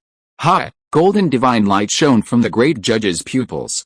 He controlled the power of the earth, creating countless rock serpents that surged towards him. Each rock serpent was enormous, containing supreme divine power. This was the great judge's transcendent earth element. Mu Hongyun appeared serious, but inwardly he was overjoyed. These mages were unaware of his immunity to earth elements, otherwise, they wouldn't have continued attacking him with earth magic. It was also a bit of a cheat for Mu Hongyun. The water forbidden divine power corresponded to the great Dao of water, and the stone penetrating divine power to the great Dao of metal and earth. Attacking Mu Hongyun with these three elements would be largely ineffective unless one's understanding of the great Dao surpassed his. And in this magical world, almost no one cultivated the great Dao. Sword technique, gentle breeze. Mu Hongyun leaped and moved among the rock serpents like an agile ape, sometimes wielding the Dragon Prince spear to unleash a deadly sword aura at the right judge. The right judge could only dodge left and right in disarray. It seemed that after losing their armor, the right judge's ability to instantly cast super-tier magic had vanished, and their spells lacked their powerful restraining force. It appeared that the strength wasn't in the judges themselves, but in their armor, a magical artifact with forbidden abilities. This made sense. Even if the members of the Court of Judgments practiced forbidden arts, they couldn't create such a large gap between themselves and the elite mages of various countries. But with the added benefit of the forbidden armor, it could be explained. After all, there are always some magical artifacts and tools in this world that exceed their limits. The Great Judge seemed to have realized that earth magic was insignificant and simply abandoned the rock serpents.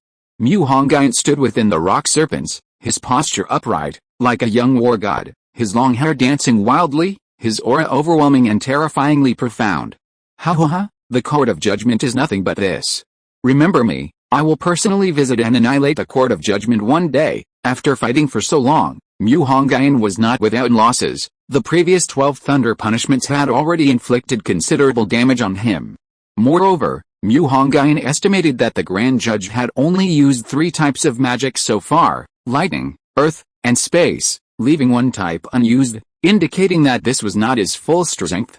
Therefore, Mu Hongyun planned to retreat first. Hundred Flower Mountain was on the edge of the Taihang Mountains. Once he entered the Taihang Mountains, even the Grand Judge, with his vast influence, would not dare to enter. The Grand Judge sneered, "You can't escape." Suddenly, the Grand Judge used some secret technique. Eerie blue patterns instantly covered his entire body, his aura became even colder, and his magic power increased significantly. Spatial rhythm, compression, the Grand Judge reached out and grabbed, and the space around Mu Hongyun suddenly collapsed and shattered, an overwhelming sense of crisis instantly enveloping him. With Mu Hongyun's current physical strength, he couldn't withstand the power of space for the time being, and even the Sun and Moon mystic armor couldn't resist it. Crack crack crack, a teeth-grinding sound came from outside the Sun and Moon mystic armor.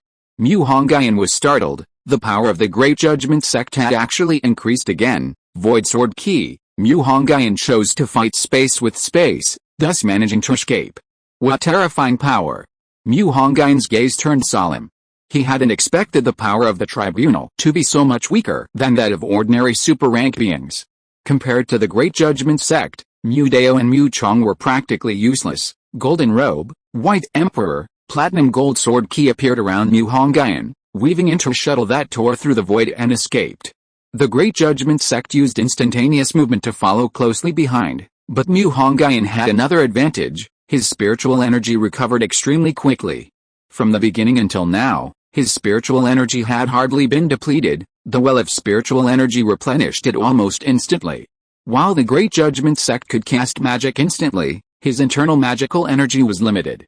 If it came down to a war of attrition, he would undoubtedly lose. The Right Judge stood frozen in place, his forbidden armor now reduced to scrap metal. He dared not pursue like the Great Judge, for he was now barely stronger than Mu Dao. Mu Hongyun, who had already flown several thousand meters, suddenly drew an ancient, golden bow from the void. From 1,000 meters away, he knocked an arrow, and a radiant, glassy rune materialized into a blazing sunburst arrow. Crimson light erupted, the arrow radiating a crystalline glow, like a star descending from beyond the realm, its energy fluctuations terrifying. The bowstring resonated, like thunderous roars, suppressing all demons and monsters. This great bow was the purple-grade weapon Meng Lan had brought back from her last trip, the Great Thunder Bow.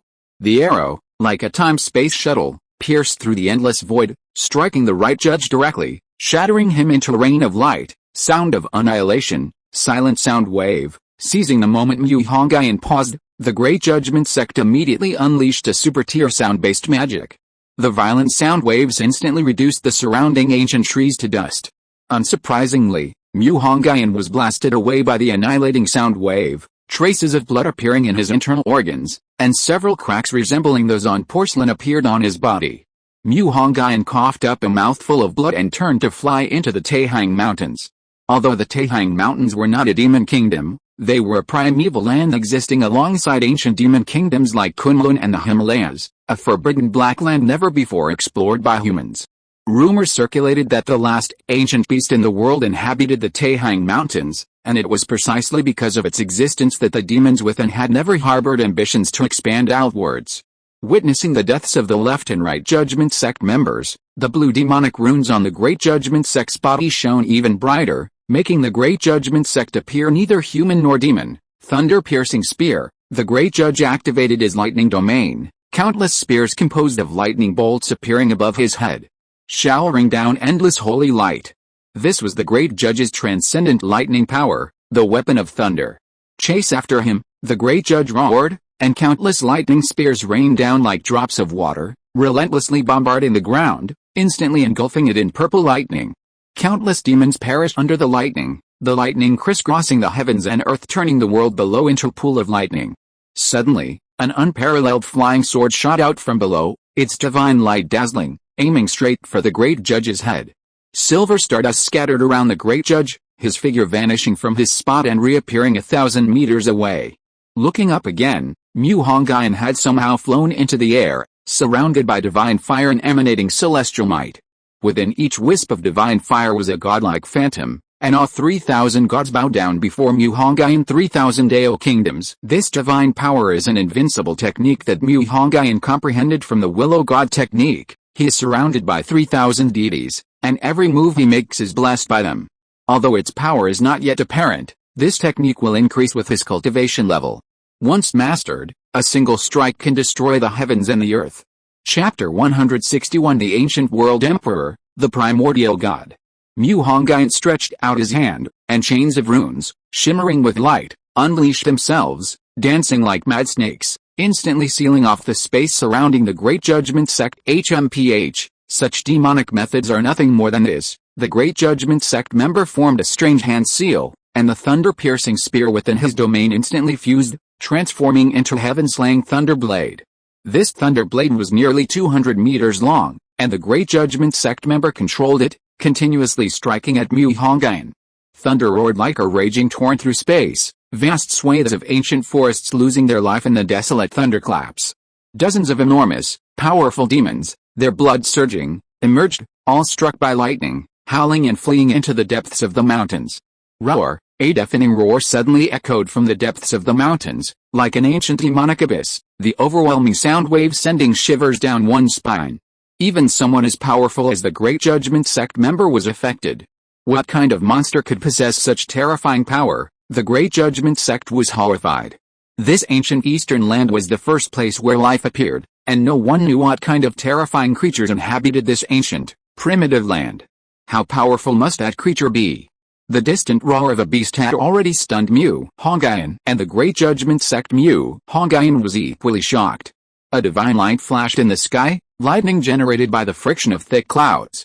Unbeknownst to them, the dark clouds gathered in the sky had formed a black city, with a gray, swirling current, and it seemed as if the thunder god and lightning goddess of mythology stood atop it. Rock chariot collision. The Great Judgment Sect noticed Mu Hongyun's distraction and immediately activated his earth elemental transcendental power.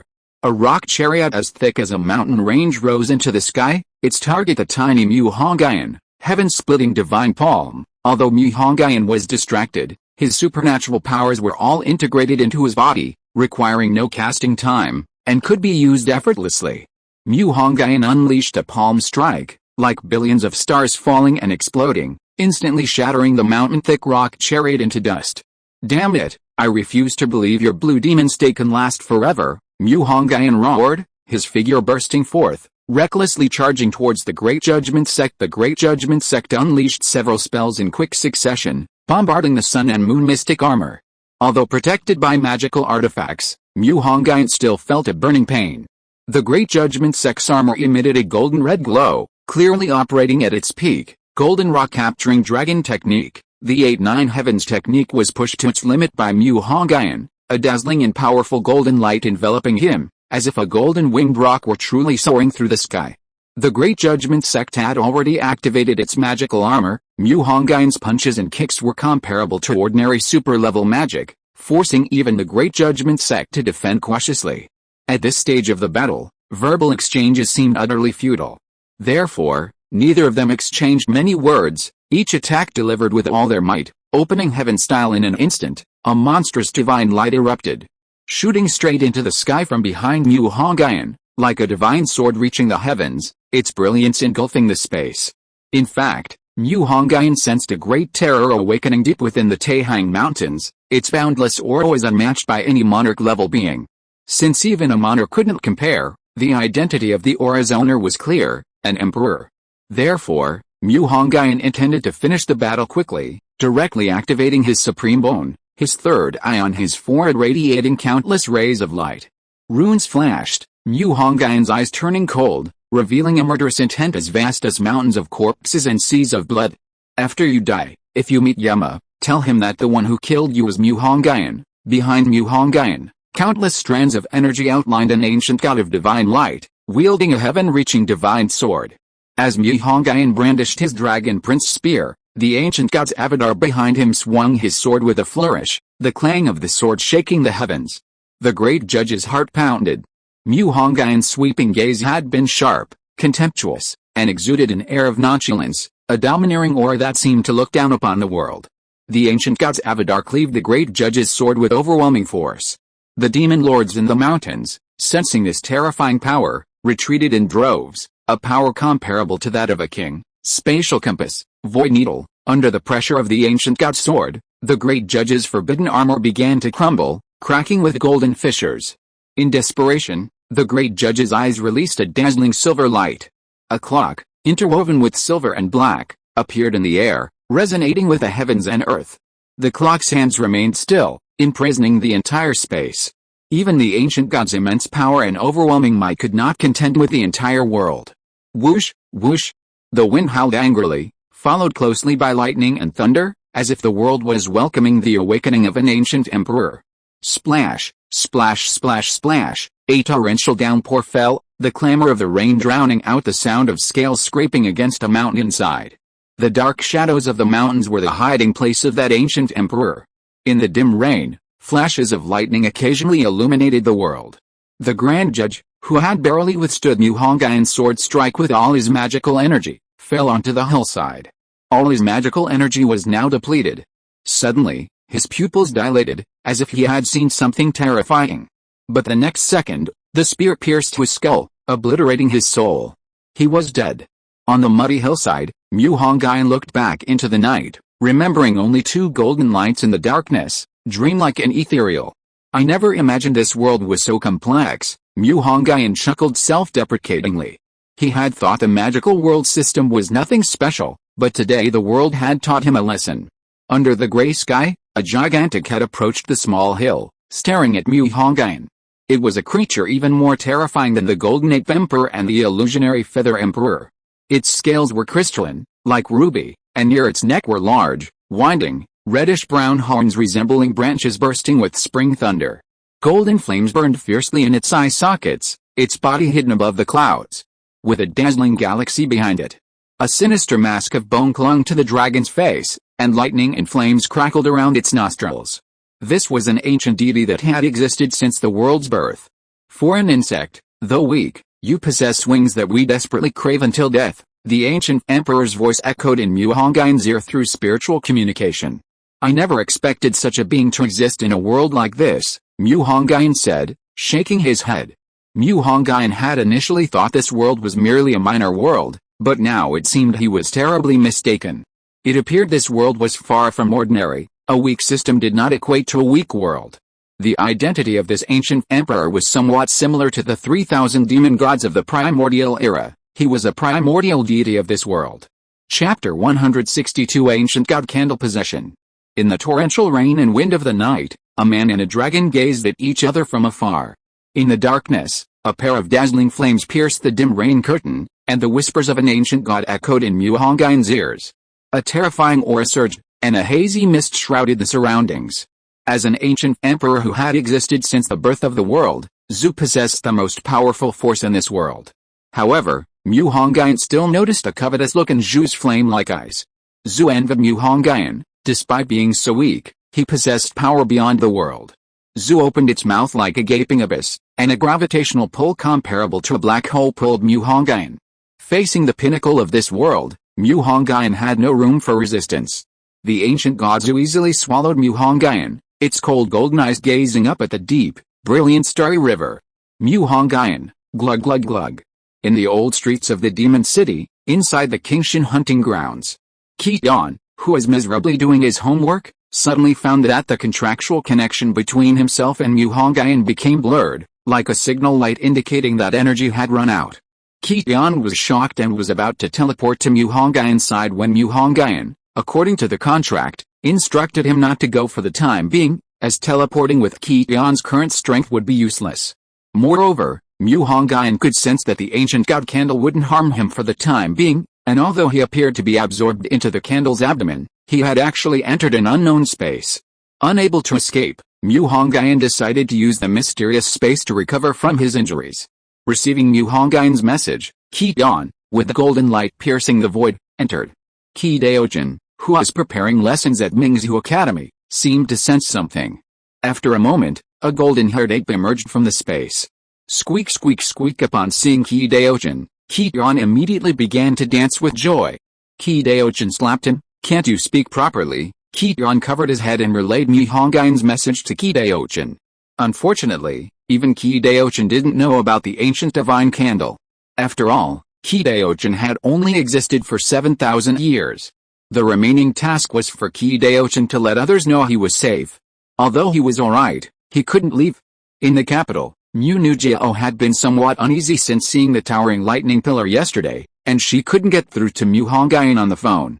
She couldn't help but suspect that yesterday's towering lightning pillar might have been aimed at Mu Hongyan. However, Mu Hongyan was always elusive, so it was just a suspicion. In her student apartment in the capital, Mu Nujiao sat on her bed holding her phone. She sent Mu Hongyan many messages, but he didn't reply. Suddenly, Lingling sent her a message informing her that Mu Hongyan had gone into seclusion again, and it might be for a long time. Mu Nujiao's beautiful eyes flickered as she stared at the text on her phone, lost in thought. Deep in the Taihang Mountains, a huge dragon's body, like a moving mountain range, clung to the dark peaks, swimming along the mountain's veins into the embrace of the earth. The world responded to the call of the ancient gods. In a void, Mu Hongyan, like an infant in amniotic fluid, cultivated deeply, healing his injuries. In the darkness, a splash of red was the only light. A crimson dragon, seemingly inlaid with celestial stars, traversed the deep universe. Mu Hongyan could sense that this was not the ancient god he had seen outside, but the spirit of the ancient god. Spirits are different from beast souls and essences. They are peculiar substances possessed only by ancient beasts and totems. Totems, possessing spirits, repeatedly rise from ruin and revive from annihilation.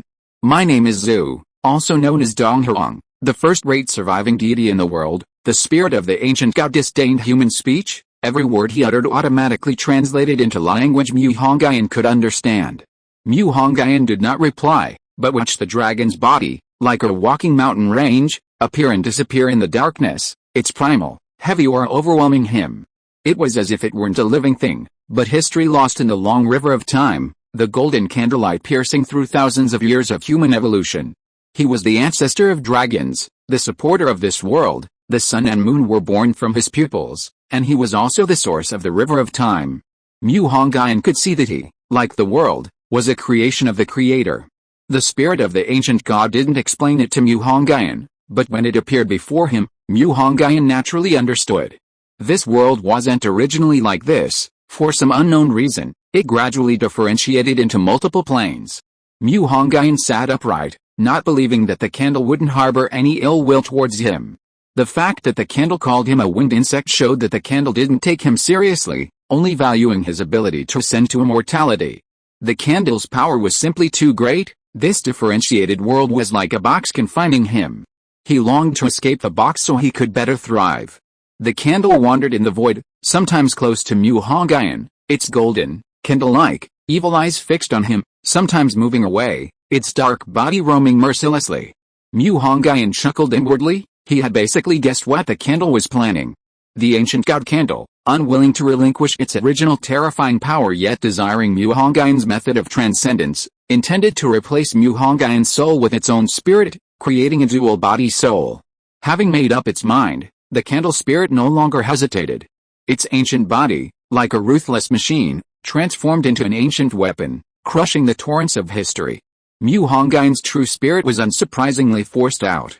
As the pinnacle of the world, neither the power of the mortal realm nor the power of the soul could stop Mu Hongyan. Mu Hongyan wanted to reclaim his body, but his current power was still too insignificant. However, the candle hadn't considered that Mu Hongyan's soul possessed power from a higher dimension. The three pure ones' primordial seed contained a trace of the true spirit of the three pure ones, their majestic divine light soaring into the sky. Three hazy, faceless divine ancestors descended upon the void. The aura of the great Dao surrounded them, enveloped in a misty, colorful light, resembling a divine realm, hazy and indistinct from afar. Zhu was greatly shocked, never expecting that Mu Hongyun's true spirit contained such terrifying power. Suddenly, the true spirits of the three heavenly venerables merged again, transforming into an even more terrifying and majestic being. Its entire body radiant, illuminating the 9 heavens and 10 earths. Even Zhu could not look directly at his true appearance, it was too bright and dazzling. Its aura was like a tsunami, or like a galaxy falling, vast and mighty. Zhu's imagined plan of one soul, 2 bodies had come true, but he was not the beneficiary. If you are listening to this novel on a channel other than Fanfic World, it means it was downloaded and re-uploaded without effort. We warmly invite you to visit our channel, Fanfic World. There you will find the original version of this story and many other novels of various genres. We look forward to seeing you dive into a world of incredible novels. Chapter 163: A cycle of 60 years in the mountains, 1,000 years in the world. Since the creation of the world, heaven and earth have been infinitely vast. There are no magical planes, no dark planes, no summoning planes, no other bizarre planes, only one complete world. In the 9 heavens and 10 earths, there are no humans, no demons, no killing, no death, only a few beings survive beneath the sky. Candle is one of them, he is one of the oldest ancestors of dragons. Thanks to the 3 pure ones, Candle did not possess Mu Hongyun, instead, his own soul was annihilated and possessed by Mu Hongyun. Candle's true spirit was also captured by the 3 pure ones and merged into Mu Hongyun's body. Deep in the Taihang Mountains, Candle suddenly opened his golden, candle-like eyes, but now those eyes seem to contain complex emotions. The current controller of this body is Mu Hongyun. Unbelievable, truly unbelievable. Candle opened its enormous abyssal maw, spitting out Mu Hongyun himself, its eyes flashing like 2 great suns, exuding a terrifying aura. Suddenly, a white, silvery thread pierced through the candle's nostrils, like the Milky Way cascading down from the heavens, illuminating the entire land. This was the candle's essence. The candle's original power was like a tiger imprisoned in a box. With just a little effort, it could tear a hole in the magical world. Now, it had divided 2/3 of its essence, transforming itself from an adult tiger into a cub. While powerful, this cub wouldn't destroy the world. Furthermore, as a cub, the candle could cultivate the Heavenly Gang technique, 9 breaths of breath control. As for why it required dividing its essence to cultivate, you can think of the candle as a container.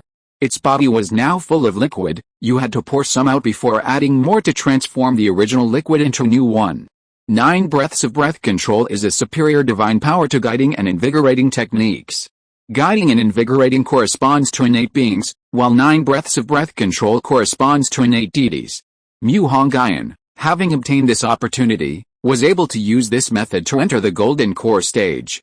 First, there's the guiding supernatural power. Mu Hongyun intensely compressed his spiritual energy well, striving to form a spiritual essence spring as soon as possible. Once the spiritual essence spring is complete, he can enter the ranks of the innate Dao body.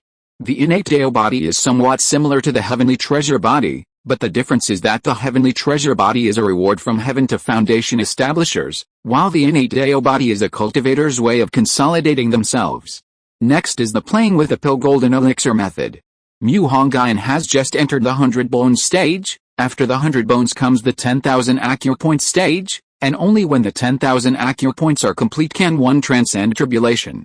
These 2 things require slow and meticulous work and cannot be rushed. The candle's origin is comparable to the world's source power, providing immense help to Mu Hongyun. Many of the Heavenly Gang and Earthly Fiend Ruyi Manual's wondrous techniques are already eager to be activated. Mu Hongyun used the candle's divine power to carve out a cave deep in the Taihang Mountains for his main body to cultivate in seclusion. The Heavenly Gang and Earthly Fiend Ruyi Manual, located in his main body's heart aperture, flew into the candle's head through the soul connection. Since both bodies now share the same soul, it's like transferring from one hand to the other. Sensing the ancient power within Zhu's bloodline, the Heavenly Gang and Earthly Fiends Ruyi Manual excitedly spun around a few times, instantly unsealing several Heavenly Gang techniques radiating colorful light. The 3 wondrous Heavenly Gang techniques, 9 breaths breath control, fetal transformation, and 5 elements great escape, were channeled into Zhu's body. The heavenly gang techniques are called techniques because they have no hierarchy, they become instinctive, like breathing, raising a hand, or opening a mouth. You can't say holding your breath for 3 seconds is a level, or holding it for 10 seconds is a level. Inside the cave, a terrifying, monstrous crimson dragon seemed to be inhaling and exhaling colorful light, while atop its head sat a hazy, chaotic figure. Strangely, the two formed a rhythm, interacting and becoming one. The 9-colored cocoon of light contained extremely terrifying power, its aura awe-inspiring. The 3,000 great Dao laws transformed into chains of light, binding around the cocoon itself. 60 years in the mountains is equivalent to 1,000 years in the world. Even without Mu Hongyun, the students from the imperial capital and Pearl Academy still needed to undergo wilderness training. The training ground was still Qinling City, a city occupied by demons for 30 years. Because Mu Nujiao had become Mo Fan and Zhao Manyan's sister-in-law, Mo Fan didn't dare to bother her along the way, instead constantly harassing the beautiful Mu. Lu Zhang was very angry, but when he saw Mo Fan's hand, he could only vent his anger. After all, Ming Kong had been slapped by Mo Fan and it took a mid-level healing spell to heal him.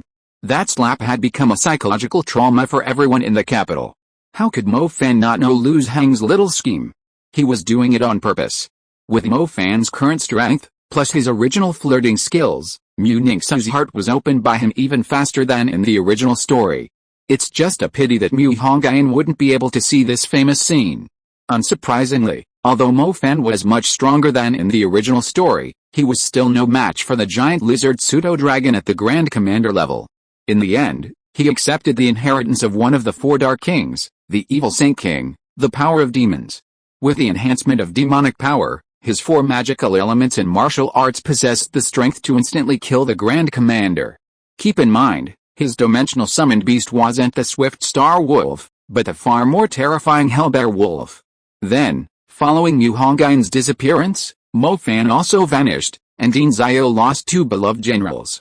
Lingling never expected that just going to the capital would result in 2 fewer laborers in the hunting camp, leaving only Fang Zheng.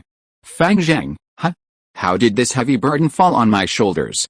Thus, Fang Zheng did the work of 3 people, until the end of the year when Mo Fan miraculously came back to life, and Mu Hongyun should return. Deep in the Taihang Mountains, the boy atop the Crimson Dragon head was woven into a cocoon of light by the misty glow, his true form still in the evolutionary stage. However, his spirit body, the ancient divine candle, had already mastered 3 heavenly gang mystic techniques, transforming into a strangely handsome young man clad in a red robe. The true power of transformation and rebirth lies in its ability to grant the user the innate talents of any transformed being, while retaining their original abilities. After separating 2/3 of its essence, the ancient god candle's level dropped to high-level Emperor. Following the 9 breaths of ki absorption, its level fell to mid-level Emperor, but its combat power still surpassed its previous level. After all, the candle is an ancient god, and the ancestors of modern demons and humans are ancient beasts, whose ancestors were ancient gods. One can imagine how ancient the ancient gods have existed. When the candle's spirit transforms into human form, it becomes a true human, capable not only of using the ancient god candle's power but also of awakening magic, using magical tools and artifacts. In short, it can wield any power humans possess, and even those they cannot. Mu Hongyun, using the human form transformed by the candle, experienced no unusual sensations. I recommend a friend's new book, Full-Time Mage, Crimson Descent, featuring the female lead Shaka, a pure mage story. Chapter 164 Hungzhou Plague. The human form that the ancient divine candle had transformed into was no different from Mu Hongyun's previous one, except that his long hair was now dark red and a crimson lotus mark appeared between his brows. The ruby-like scales transformed into a black robe embroidered with crimson auspicious clouds. To put it metaphorically, his original body was a cheat code, possessing divine gear. Although only level 60, it could hold its own against level 80 or 90 characters. His spiritual body, on the other hand, was a beta test account, existing since the server's inception, already at its maximum level, but having dropped 90 levels after awakening, yet still capable of fighting against level 100 or 110 characters. Mu Hongyun used the 5 elements immortal technique to create a small space for his main body to cultivate in seclusion, then left a cave where he had resided for many days alone. After an unknown amount of time, when Mu Hongyun emerged from his cave, the mountains were covered in a layer of snow, adding a touch of cuteness to this terrifying place. Mu Hongyun stepped through the snow, sighing softly. The disadvantage of having two bodies was that supernatural powers couldn't be shared. Most powers and spells remained in the original body. The wondrous techniques and supernatural powers unlocked by the Qinling Ruyi manual could only be learned by one body at a time. In other words, the supernatural powers sealed in the Ruyi manual were one-time engravings. After the ancient divine candle unlocked 9 breaths breath control, 5 elements great escape, and fetal transformation, the original body couldn't unlock them anymore. The Qinling Ruyi manual was like a skilled book in Pokemon. Once used, it was gone. Supernatural powers unlocked by the original body couldn't be learned by the spiritual body either. To learn them, one had to comprehend them independently. Mu Hongyun left, leaving the Qinling Ruyi manual in his mind's eye and storing the Great Thunder Bow in his spiritual body's storage space. Shanghai, Qingshan Hunting Grounds. Light snow piled up on both sides of the road. As dusk fell, cars and people streamed along the asphalt road, adults holding children's hands, walking slowly. Mu Hongyun was dressed in black robes, his dark red hair flowing down his back, his clothes embroidered with crimson auspicious clouds. On the old street from the Republican era, only the signboard of the Qingshan Hunting Ground stood out, creaking in the wind. Mu Hongyun smiled knowingly. Several months had passed without his noticing, and he wondered how far Lingling's cultivation had progressed. Qinling Mu Hongyun pushed open the door, a fragrant aroma of tea mixed with milk and coffee wafting towards him. Thanks Heng, my Omio, why are you the only ones here? Mu Hongyun said, slightly surprised. Thanks Heng was somewhat taken aback, looking at the impossibly handsome young man and saying, who are you, benefactor? Although Mu Hongyun's appearance was exactly the same as before, his hair color and demeanor were completely different. Songcheng, a bustling metropolis in the south like Shanghai, was experiencing an autumnal climate despite the approaching winter. First, a giant serpent, as tall as a skyscraper, appeared among the demons. Then a plague broke out in Songcheng and its surrounding towns, spreading extremely rapidly. The symptoms of the plague include dense, itchy sores all over the body, dark spots on the face, dry skin, and a constant thirst. All infected individuals in Song City were gathered together to prevent further spread, but due to the delayed isolation, a second and third wave of infections had already appeared. Several leading healers gathered, their faces etched with worry as they discussed countermeasures. Because they didn't understand the source of the plague, they dared not prescribe medicine blindly. In the Lingai Tribunal's meeting room, the tribunal members, the court sorcerer Zhu Meng, and the rest of the tribunal maintained a solemn and serious demeanor. To make matters worse, not only was Song City struck by the plague, but a large swarm of white demon eagles also attacked from the west of the city. Another presiding judge, Li Yan, said, the white demon eagles are probably the enemy the military least wants to face. The Sky Eagle system is more than just paralyzed, it has become a hidden danger to the entire fortress.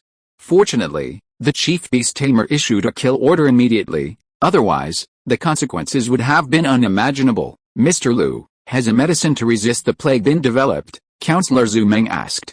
Mr. Liu sighed and said, we have the medicine, but the snow made from the blood of the black serpent only provides resistance, it doesn't cure the disease. Tang Yu, go to Beishan as soon as possible and obtain its bile from the god, Tang Zhuang said, frowning. Enough, Counselor Zhu Meng suddenly stood up and said, since the black serpent's blood can be used to make the resistance medicine, this plague must be his doing. Don't you know the current situation? How much time will you waste on your so-called ancient traditions, and how many people will your pedantry and ignorance kill? Tang Zhuang remained silent.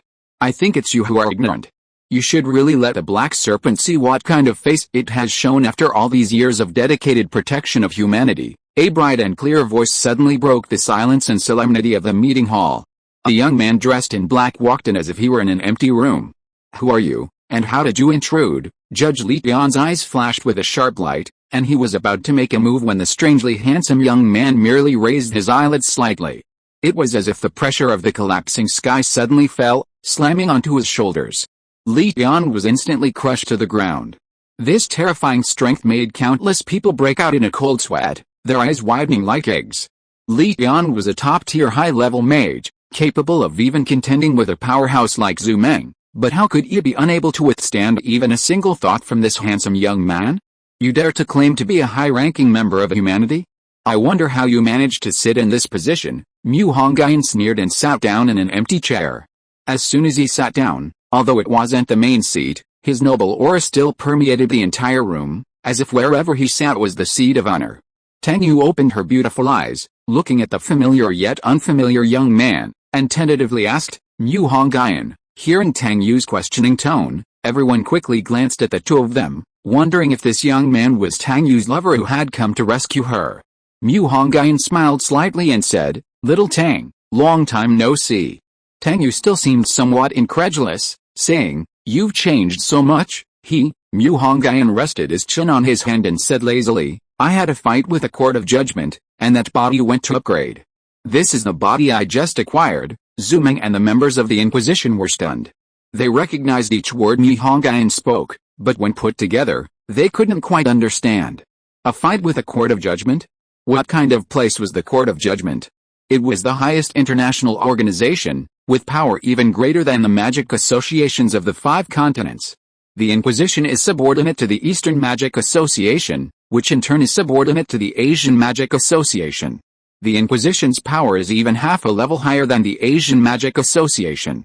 As one of the 2 institutions in one city, the Inquisition's instructors are among the strongest in the entire human race. When he claimed to have fought with the Inquisition, everyone's first thought was that he was just bragging. But looking back, seeing Li Tian crushed by a single thought, some began to believe him. And what does it mean to have a different body? Has he lived a second life? Go ahead and live. Who can outlive you? Book recommendation, Full-Time Magister, Crimson Descent. This is a book written by a friend of mine, published on Qinling, and not yet signed. Please support it. Due to sensitive issues, Hongzhou has been changed to Songcheng. Both names refer to the same city, and Songcheng will be used when writing about sensitive events. Chapter 165 Lingling gains supernatural powers. Alright, enough with this small talk. I can only tell you that this plague is innocent of the Zhuan snake. The culprit is someone else. Mu Hongyun came here to find Lingling. He only cared about the Zhuan snake and had no intention of meddling.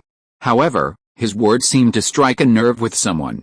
What utter nonsense. A counselor with a goatee stood up and said coldly, What evidence do you have to prove that this plague is unrelated to the Zhuan snake? The mark of the mandala flower swirled in Mu Hongyun's crimson gold pupils.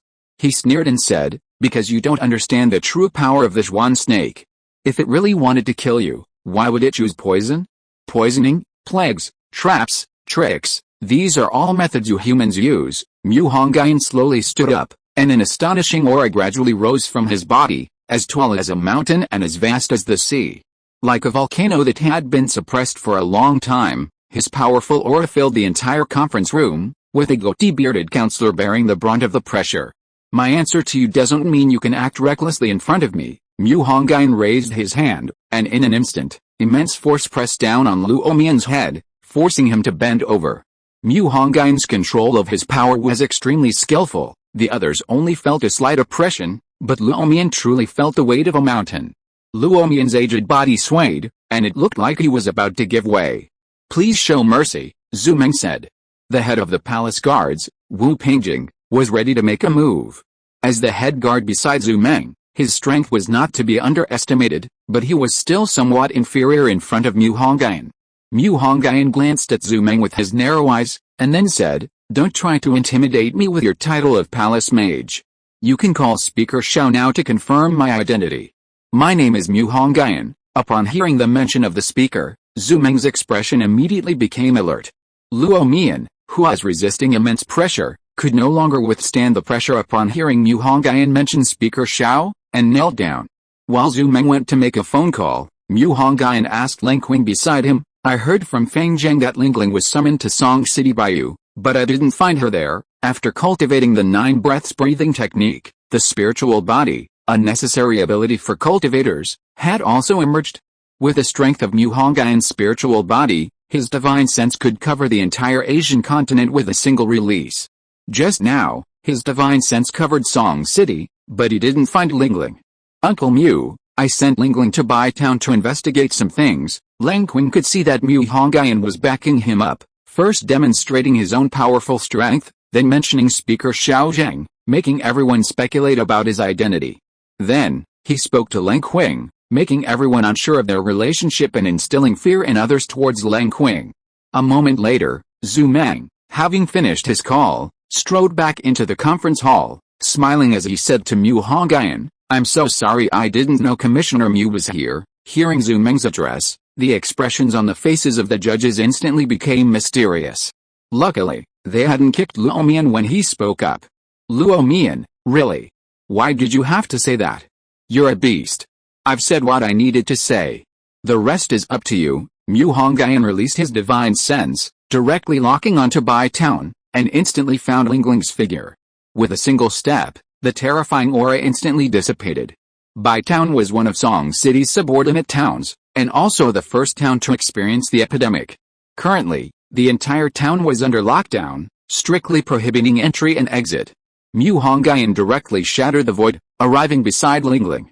Lingling, wearing a black plum blossom cheongsam, was facing away from Mu Hongyun, using a small computer to look up information. Looking at Lingling's back, Mu Hongyun suddenly realized that Lingling seemed to be starting to develop. Perhaps it was the changes brought about by her cultivation, but Lingling had begun to transform into the delicate figure of a 15 or 16-year-old girl, her slender waist outlining a perfect curve. "You pervert. Standing behind me without saying a word, what are you doing?" Lingling, who was checking information, suddenly spoke to the air. Mu Hongyun was taken aback, then smiled and said, "Not bad, little girl, you can even sense my presence now." As he spoke, Mu Hongyun picked up Lingling's delicate body, but when he turned around, he found that Lingling's face was already covered in tears. Mu Hongyun was immediately stunned. "You big jerk, you said you were in seclusion? I asked my grandfather, the night you disappeared. 3 inquisitors from the Inquisitor's court also disappeared," Lingling said, pounding Mu Hongyun's chest with her little heart-shaped fist. "Oh, just 3 inquisitors, I still managed to kill them all. I really did go into seclusion. My true body is still in seclusion, this is just my spirit body," Mu Hongyun said with a fawning smile. Spiritual body, Lingling looked confused upon hearing this new term. Mu Hongyun smiled warmly and said, "This body belongs to an ancient god of the world, whom I possessed." "An ancient god of the world, is it something like a totem?" Lingling blinked her big eyes and asked cutely. Probably something even more ancient than a totem. Anyway, this guy was among the first living beings in the world, Mu Hongyun said casually, and Lingling's mouth dropped open in surprise. "Come on, let me see if you've slacked off in your cultivation." Mu Hongyun reached out and grabbed Lingling's soft arm, his domineering and scorching magic power invading her body. Stimulated by the heat, Lingling's skin instantly turned pink. "Be gentle," Lingling muttered softly, barely audible even to a mid-level emperor like Mu Hongyun. 4th level of key refining, not bad, Mu Hongyun said with some surprise. Lingling's physical strength now surpassed that of most servant-level demons, but she hadn't yet learned any magic. Mu Hongyun summoned the Heavenly Gang and Earthly Fiend's Ruyi Book from the heart of the candle. The Jade Book and Golden Scroll emitted a hazy glow, dreamlike and ethereal, like something straight out of a comic book. "Lingling, put your hand on this." Mu Hongyun's voice suddenly became as powerful as a great bell, echoing in Lingling's ears. Clang, clang, clang, clang. 4 crisp sounds of chains breaking rang in Lingling's ears. The Heavenly Gang and Earthly Fiend's Ruyi Book, no bigger than a hand, suddenly appeared infinitely large in her eyes, like a continent falling from the sky. 4 shooting stars, each a different color, suddenly flew down from the Ruyi Book, circling several times like hornbills in the sky before rushing into Lingling's body, driving away gods, generating light, tracing birds, gathering beasts. The information of 4 supernatural powers flashed through Mu Hongyun's heart and then entered Lingling's body. The driving away god's supernatural power commanded the divine incarnations to descend to the mortal realm. The radiant light supernatural power, it can emit a protective divine light, making one impervious to all magic and evil, with the light covering the entire body in endless uses. Tame the birds, it can use great magic to summon winged creatures and ferocious birds to serve one's purpose. Gather the beasts, it can use great magic to summon beasts and mountain spirits to serve one's purpose. The latter 2 supernatural powers can be called the beast version of spirit binding and commanding, possessing the power to restrain winged and furry creatures that cannot transform. A friend's new book, Full-Time Magister, The Crimson Descent, Focuses on the mage system with other elements as secondary. The female lead is Shaka, please support her. Chapter 166 The White Eagle Legion. By the time Qinling had digested, absorbed, and mastered the 4 supernatural powers, it was already bright daylight. Ring ring, Qingling's phone suddenly rang. Mu Hongyun picked it up and saw it was Mo Fan calling. Hey, Mo, why are you bothering my Qingling so early in the morning? Mu Hongyun said after answering. Holy crap, old Mu. On the other end, Mo Fan's tone was exactly like Xiaoluo seeing Yuan Hua. You've finished your seclusion? The sky was still a deep blue black, with only a few lonely torches burning on the tall, mottled city walls. Mo Fan squatted at the foot of the wall, typing shakily. This winter was strange. Even Mo Fan, a fire mage, felt his limbs stiffen. Meanwhile, Mu Hongyun lay haphazardly on the bed, one hand playing with Qingling's delicate feet, the other holding his phone to reply to Mo Fan's message. Mo Fan texted, "Wait? You're with Qingling at this time? Holy crap, you beast. It wasn't enough that you ruined Goddess Mu, you even went after Qingling." Mu Hongyun saw the message but hadn't had a chance to reply. Qingling snatched the phone, her face flushed, and said, "My sister said Mo Fan is also here in Baizhan to help us. Baizhan is under martial law now, go and bring him over." Mu Hongyun lazily stretched out his hand, gently squeezed, and teleported Mo Fan from outside the city to Qingling's room. The special displacement made Mo Fan tense for a moment, until he saw Mu Hongyun and Qingling on the bed, then he relaxed. Mo Fan joked, "Old Mu, teleporting me next to your and Qingling's battlefield, isn't that inappropriate? See, it's no problem for him." Qingling let out a series of cold laughs. Without Qingling speaking, Mu Hongyun understood the meaning behind her cold laugh. He snapped his fingers slightly. A dazzling silver magic circle appeared beneath Mo Fan's feet. Mo Fan felt a strong special surge and chuckled awkwardly. "Actually, Mu Hongyun smilingly, what you want is the feeling of flying." Buzz, the magic array connected, and the powerful special force instantly acted on Mo Fan. The next second, Mo Fan instantly appeared 10,000 meters above White Town. The vast White Town instantly shrank to the size of a jigsaw puzzle in his eyes. His first feeling was cold, followed by a violent sense of weightlessness. Knock, Mo Fan's voice echoed throughout the entire White Town. A flash of silver light appeared again, and Mo Fan, who had experienced 3 falls from great heights, was dizzy and transferred back to his room. Thanks to his second-realm martial artist physique, he was able to remain conscious. "Old Mu, to be honest, you're starting to prioritize women over friends now." Mo Fan plopped down on the floor, calming his wildly fluctuating emotions. Mo Fan calmed himself down for a moment and said, "Qingling, senior sister said you found some information." "What is it?" Qingling's blushing face immediately turned serious. "I actually have some leads on this. About 2 months ago, my sister asked me to investigate a batch of government blood potions. These blood potions are supplied to various post stations, military defense lines, and fortresses along the East China Sea coast. Every year, countless people are injured fighting demons. Hunters spend a fifth of their income on blood potions to prevent death from blood loss after being injured while hunting, and post stations, defense lines, and fortresses also need large quantities of these blood potions." Qingling opened her mini notebook and pointed to an interface. Blood potions are a very common and very expensive medicine, mainly used to transfuse blood, similar to the red potions in games. As everyone knows, healing mages are rare, and not everyone can receive treatment from them. Therefore, the potions developed by doctors and apothecaries are particularly important, and blood potions are the most consumed type among mages. After taking the blood potion, the mage's blood-producing function would increase several times in a short period of time. Many obvious external injuries could heal quickly with just the blood potion and a simple bandage, provided there was no infection. What's wrong with the blood potion? Even Mo Fan, who was semi-illiterate, knew the effects of the blood potion, so he asked cautiously.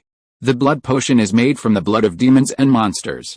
The entire refining process requires strict supervision, and after production, it needs to undergo several tests before being distributed to various supply stations, either to the military or sold to hunter mages. My sister found out that someone used something to replace the blood and produced a batch of problematic blood potions, Qingling said, raising her eyebrows. Is that batch of blood potions related to this plague? Mo Fan asked, somewhat exhausted. Qingling calmly said, whether it matters or not, we'll find out by checking. I'll steal an ID for you, and you can pretend to be that person and check the blood bank. Since the plague broke out in Bai Town, it's been sealed off, and no goods or products can leave, so the blood serum in the blood bank is definitely still the same as before. Mu Hongyun lay lazily on the large bed. He didn't have that much free time. By the way, old Mu, what's the situation at the West Fortress now? Mo Fan suddenly asked Mu Hongyun. When he was detained by the Inquisition, he overheard that the White Demon Eagle Legion had appeared at the West Fortress of Song City, and it seemed that all the White Demon Eagles in the entire island had been mobilized. Mu Hongyun released his divine sense to scan the West Fortress of Song City, and saw a huge storm swirling around the upper entrance of the West Fortress, like a tornado made of white clouds appearing on the vast land.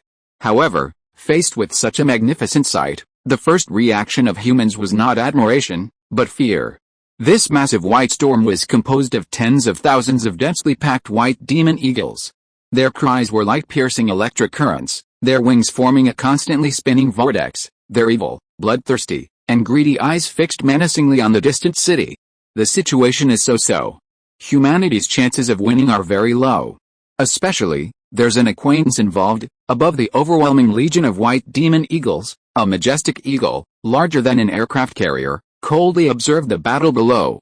Its feathers were completely different from those of the other white demon eagles and four-clawed demon eagles, as if casting pure silver, without any impurities. Noble feathers, cold eyes, and gleaming silver wings sharper than steel blades. It was the Silver Skylord that Mu Hongyun had seen in the Qinling Mountains. If Mu Hongyun remembered correctly, this Silver Skylord was a pro-war faction within the Feather Clan and harbored ambitions for the Feather Emperor's position. The golden candlelight in Mu Hongyun's eyes grew even more dazzling. He said, I have something to attend to. I need to go back to the Qinling Mountains. Chapter 167 The Last Sky Eagle. The candle is the assistant of the creator god and the source of the river of time, thus possessing innate control over the laws of time and space. Almost instantly, a sigh of space echoed from the depths of the Qinling Mountains. Meanwhile, Mo Fan and Lingling made some discoveries. In the blood bank of Bai Town, they found a batch of blood serum, but the guards claimed it wasn't blood serum. Finally, under the firm stance of a military intelligence officer, the guards dared not confront them. During their conversation, Mo Fan overheard an unfamiliar name, Deputy Chief Judge Wang Yi. Because of Mu Hongyun's intervention, Zhu Meng did not listen to Lu Omian's slander and tricked the Zhuan snake back to West Lake to suppress it with a thunder array. Currently, the Zhuan snake remains in the pool deep within Beishan. Zhu Meng led the palace guards to the western fortress to resist the White Demon Eagle Legion. The battle at the western fortress was fierce. The White Demon Eagle Legion fought in several layers, with servant-level and general-level White Demon Eagles engaging in low-altitude combat with a group of military mages. A dazzling array of low-level spells, each a vibrant color, appeared continuously in the sky above the fortress like fireworks, a thick aura of elemental destruction permeating the land. Numerous powerful mages soared through the air, engulfed by countless wingtip-like spikes. The dazzling, ravaged constellations transformed into formidable armor, gleaming with breathtaking starlight, heavenly flame funeral, rain of flames, rock demon's eye, petrification. High-level spells were unleashed from the White Demon Eagle Legion, fiery meteors billowing black smoke erupting from the mysterious, imposing constellations.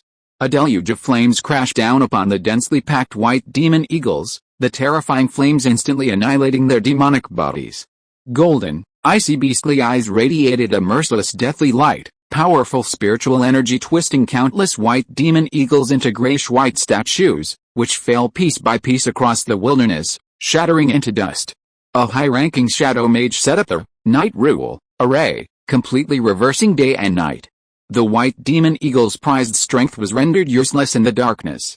A gigantic blood beast leaped into the air, trampling stones as it entered the darkness.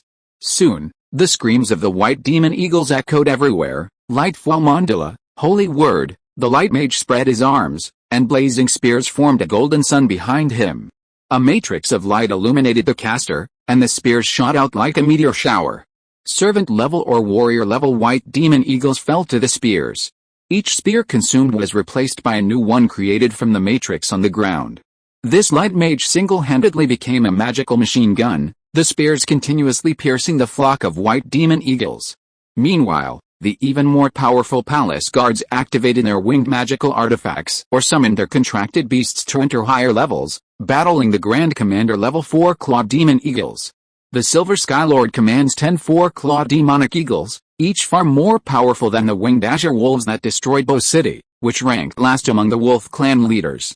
Even palace guards must be extremely cautious when fighting these eagles, as their every pounce can be fatal. Lingling and Mo Fan's investigation uncovered something. After infiltrating the West Fortress, they overheard Vice Judge Wang Yu mention Counselor Luo Mian's name.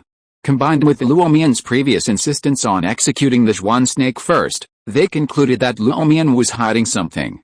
Then they encountered the eagle-raising boy Wang Xiaojun, who told them that the symptoms of the plague were identical to those of rat poison. Lingling had Mo Fan capture several poisonous rats, and after dissecting them, they discovered a piece of diseased blood within each rat that could be faked as alien blood, immediately understanding the situation. It seems someone colluded with a magic association's supervisor to use this diseased blood instead of the exotic blood to create a blood serum, thus causing this large-scale epidemic. Lingling quickly told her sister, Lang Qing, this news. By Westlake, Lang Qing, Tang Yu, Wang Xiaojun, Mo Fan, and Lingling gathered. After Mo Fan explained what they had discovered, Tang Yu was furious, her face flushed red, her chest heaving. She never imagined that this terrible plague was brought by Counselor Luo Mian.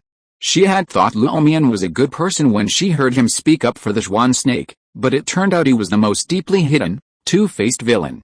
Now that we know the truth, why don't we just arrest Counselor Luo Mian? Wang Xiaojun said naively. Arresting a counselor isn't that easy, it requires layers of approval. Mo Fan knew that such a thought was unrealistic. As everyone watched, Lang Qing glanced at her phone a few times, her expression suddenly turning grave. Vice Judge Wang Yu committed suicide out of fear of punishment. Luo Mian had already sensed that someone was investigating him, so he sacrificed Wang Yu to protect himself, ruthlessly pushing Wang Yu forward to take the blame while he remained at large. The lively and adorable Lingling stomped her foot angrily and said, "That despicable guy, I'm going to have Mu Hongyun kill him." Lingling, Lang Qing scolded Lingling, Uncle Mu is still on the tribunal's blacklist, we can't let him take action again. The most important issue now isn't arresting Luo Mian, but dealing with the current pandemic, Lang Qing said with a furrowed brow.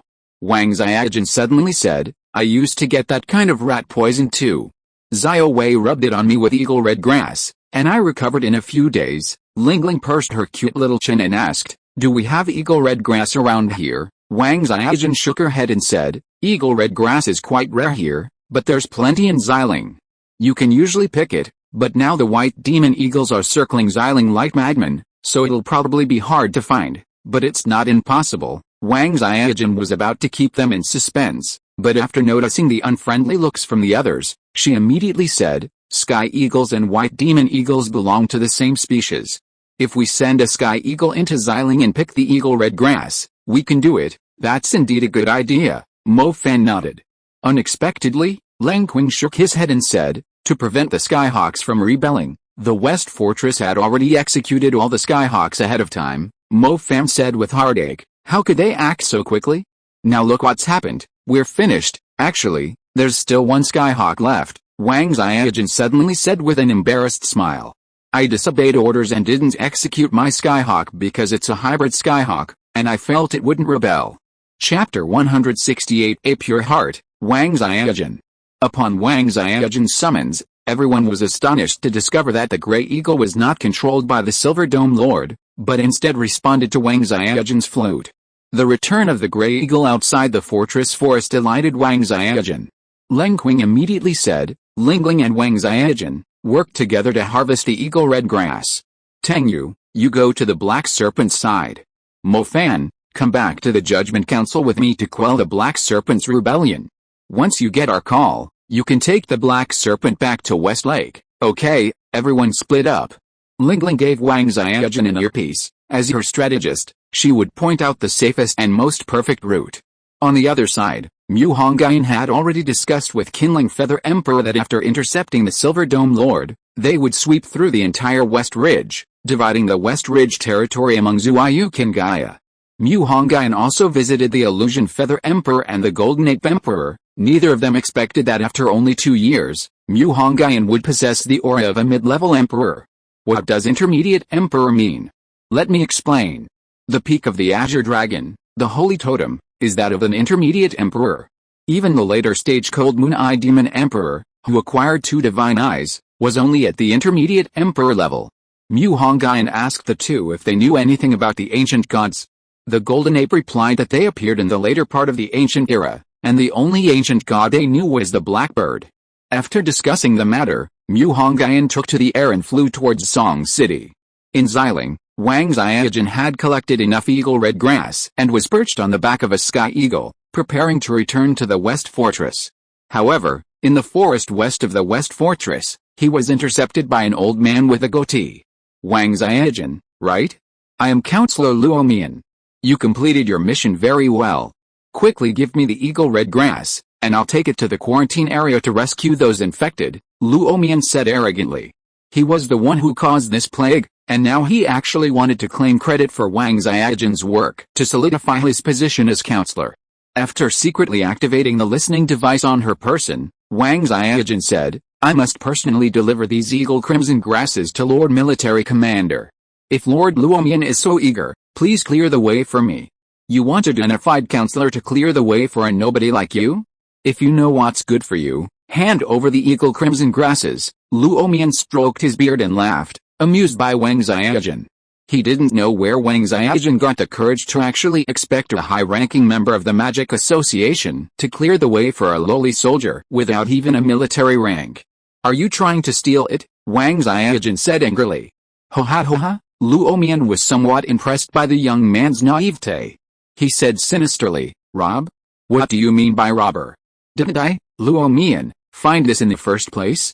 Even if I kill you, the eagle red grass will still be mine. But if you're willing to testify for me, proving that I obtained this eagle red grass, then not only will you not die, but you can also have a bright future. Luomian's deep gaze was like 2 sharp swords, piercing straight into the souls of Wang Xiaojun and the gray sky eagle. On the other side, Lingling, who had overheard everything through the eavesdropping device, trembled with rage. This Luomian was simply a wolf in sheep's clothing, actually trying to use the plague in Songcheng as his political achievement to solidify his position. Meanwhile, in the forest area of the Western Fortress, Luomian slightly raised his hand, and scarlet threads appeared in his palm. Sometime during the night, a huge soul-devouring demon spider appeared above the heads of Wang Xiaojun and the gray sky eagle. Several strands of scarlet spider silk split from the spider's claws, wrapping around Wang Xiaojun's body. Luomian had already laid down a curse spell. His words were merely to buy time for his casting. Curse magic is one of the most insidious types of magic. The eerie spider soul not only imprisoned Wang Xiaojun's body but also eroded his soul. Once the soul was extinguished, even the resurrection magic of the Parthenon temple couldn't save him. Kill you, and I, Luomian, will be the hero who saved Song City. You, a nobody, will be forgotten even in death. Luomian's face twisted, like a crazed demon. Is that so? Suddenly, a divine decree, like a vast divine voice, descended from the sky, followed by a crimson light. Before Luomian could understand what was happening, a tremendous force suddenly appeared above his head, pressing down on his body and forcing him to kneel to survive. So, you're the parasite in the Magic Association. Wang Xiaojun only felt a flash of crimson power, and then the spider above his head and the surrounding scarlet spider silk disappeared. It was as if nothing had happened. Hongyun didn't remove the curse, he merely reversed time to before it occurred. This was an ancient and mysterious power, distorting a point in time while the world continued to function as if nothing had happened. Luomian was easily suppressed by a single hand, trembling with fear and sweat pouring down his face. What terrified him most wasn't the overwhelming force, but the instant his magic was bound by a deep red chain. My lord, spare my life. Luomian felt as if a colossal mountain had been placed on his back, his face contorted with grotesque humility, barely able to utter a word. Of course I won't take your life now. Did you want to become a hero of Song City? After this incident is resolved, I will hang you on the gallows and let the people of Song City judge you. Even if you go to hell after death, those who died because of you will be waiting for you on the way, seeking revenge. A cold, ruthless light flashed in Hongyun's eyes. He flew from the Qinling Mountains towards Songcheng, unexpectedly discovering Luomian and Wang Xiaojun on the ground. He hadn't realized the plot had progressed this far. Originally, Wang Xiaojin's soul would be destroyed under Luo Mian's torture, and she wouldn't awaken even in the finale. Unexpectedly, Mu Hongyun stumbled upon them and easily tied Luo Mian up. On the other side, Lingling heard Mu Hongyun's voice through the eavesdropping device and immediately took a deep breath, realizing the matter was settled. Wang Xiaojin stared blankly at Mu Hongyun, who had subdued Counselor Luo Mian with a single move, thinking, this guy is amazing. Although he didn't know Luo Mian's strength, those who became counselors were basically all high-level mages. In Wang Xiaojin's mind, mid-level mages were already incredibly powerful figures. And he couldn't even imagine how powerful high-level mages were. However, now he no longer cared about how powerful high-level mages were, because he already knew who the most powerful one was. Mu Hongyun glanced at Wang Xiaojin, thinking, truly, a heart of pure innocence. He casually tapped his finger, sending the shaking mountain manual into the man's mind, and said, if you enter the realm within a year, you may claim to be my disciple. My name is Mu Hongyun. Chapter 169 The Feathered Emperor quells the rebellion. The gaze shifted back to the skies above the western fortress. The White Feather Storm, a powerful force of the White Demon Eagle Legion, blanketed the sky above the fortress, blocking out the sunlight. The area within a radius of several miles had transformed into a battlefield, with blood and scattered feathers strewn across every corner. The battle between humans and the White Demon Eagles had reached a fever pitch, with ferocious and relentless magic being hurled at the demon horde. In this war between humans and demons, humans had consistently been at a disadvantage. Their prized magic could only reach the lowest-ranking White Demon Eagles, while the higher-ranking White Demon Eagles and four-clawed Sky Eagles had to be contained by the palace guards, judges, and military intelligence. Above the four-clawed Sky Eagles stood the legendary overlord of the Western Ridge, the Silver Sky Lord. His solitary figure enveloped the entire battlefield, his silver radiance making him appear like a silver ocean, a chilling and desolate aura permeating the entire area. Is this the Demon Lord Silver Sky Lord? Judge Li Tian exclaimed in astonishment. Otherwise, what other creature could command 10 four-clawed demonic eagles at the Grand Commander level? Tang Zhuang said solemnly. Zhu Meng unfurled a pair of fiery wings, his sharp gaze fixed on the dark, shadowy figure in the sky.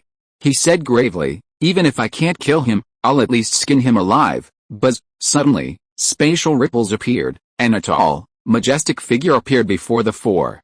Who is it, Commissioner Mu? Wu Pingjing warily protected Zhu Meng, about to reprimand him, when he realized the person who had teleported over was Mu Hongyun. Commissioner Mu, are you here to deal with the Silver Sky Lord? Zhu Meng asked immediately upon seeing Mu Hongyun. The Silver Sky Lord is nothing to worry about, someone else will handle him, Mu Hongyun said authoritatively.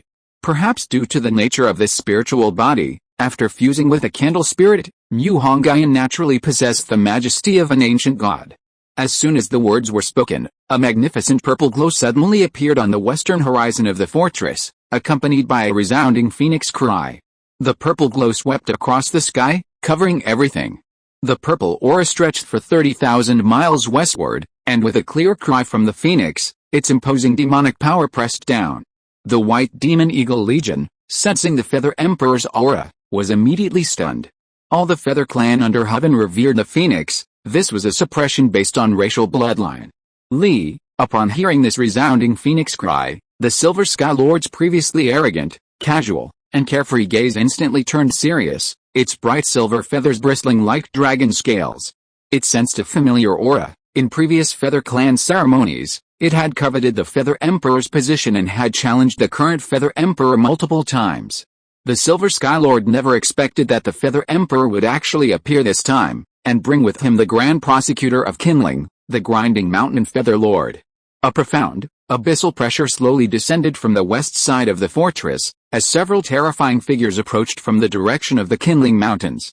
The humans on the ground gaped in shock, their mouths agape. The White Demon Eagle Legion ceased its attack, instead gazing westward with reverence. There, the master of the purple haze was a divine bird resembling auspicious purple clouds, its feathers flame-like, arranged in mysterious and enigmatic veins. Its body was even more terrifying than the Silver Sky Lord high above. Below the purple divine bird followed a great winged demon eagle, its size no less than the Silver Sky Lord. Its gray wings were polished to a glassy texture, and its two mountain-like claws were covered in thick scales, veins bulging menacingly, truly terrifying. On the other side of the great winged demon eagle was a slightly smaller, snow-white divine bird, its cool moonlight swirling around its glassy claws, its snow-white wings wreathed in chains of cold wind. The newcomers were none other than the contemporary Qinling Feather Emperor Yazhou, the Grand Prosecutor Moshan Feather Lord, and the Feather Emperor's messenger Zuayu Kingaya. A few more demon lords. Zhu Meng's eyes widened in shock. Don't worry, they're not enemies, they're reinforcements. Mu Hongyan's eyes were deep, his voice calm. Ah, what? Zhu Meng, Li Dan, Tang Zhang, and Wu Pingjing stared in shock at Mu Hongyan. Could it be that these three powerful feathered demons were summoned by Mu Hongyan? Mu Hongyan waved his hand, and an ancient, lightning-covered bow appeared in his grasp. His voice boomed, shaking the entire fortress. All soldiers, follow me to the northwest, and shoot the heavenly wolf. Hearing Mu Hongyan's voice, the military mages of the fortress felt a surge of immense fighting spirit.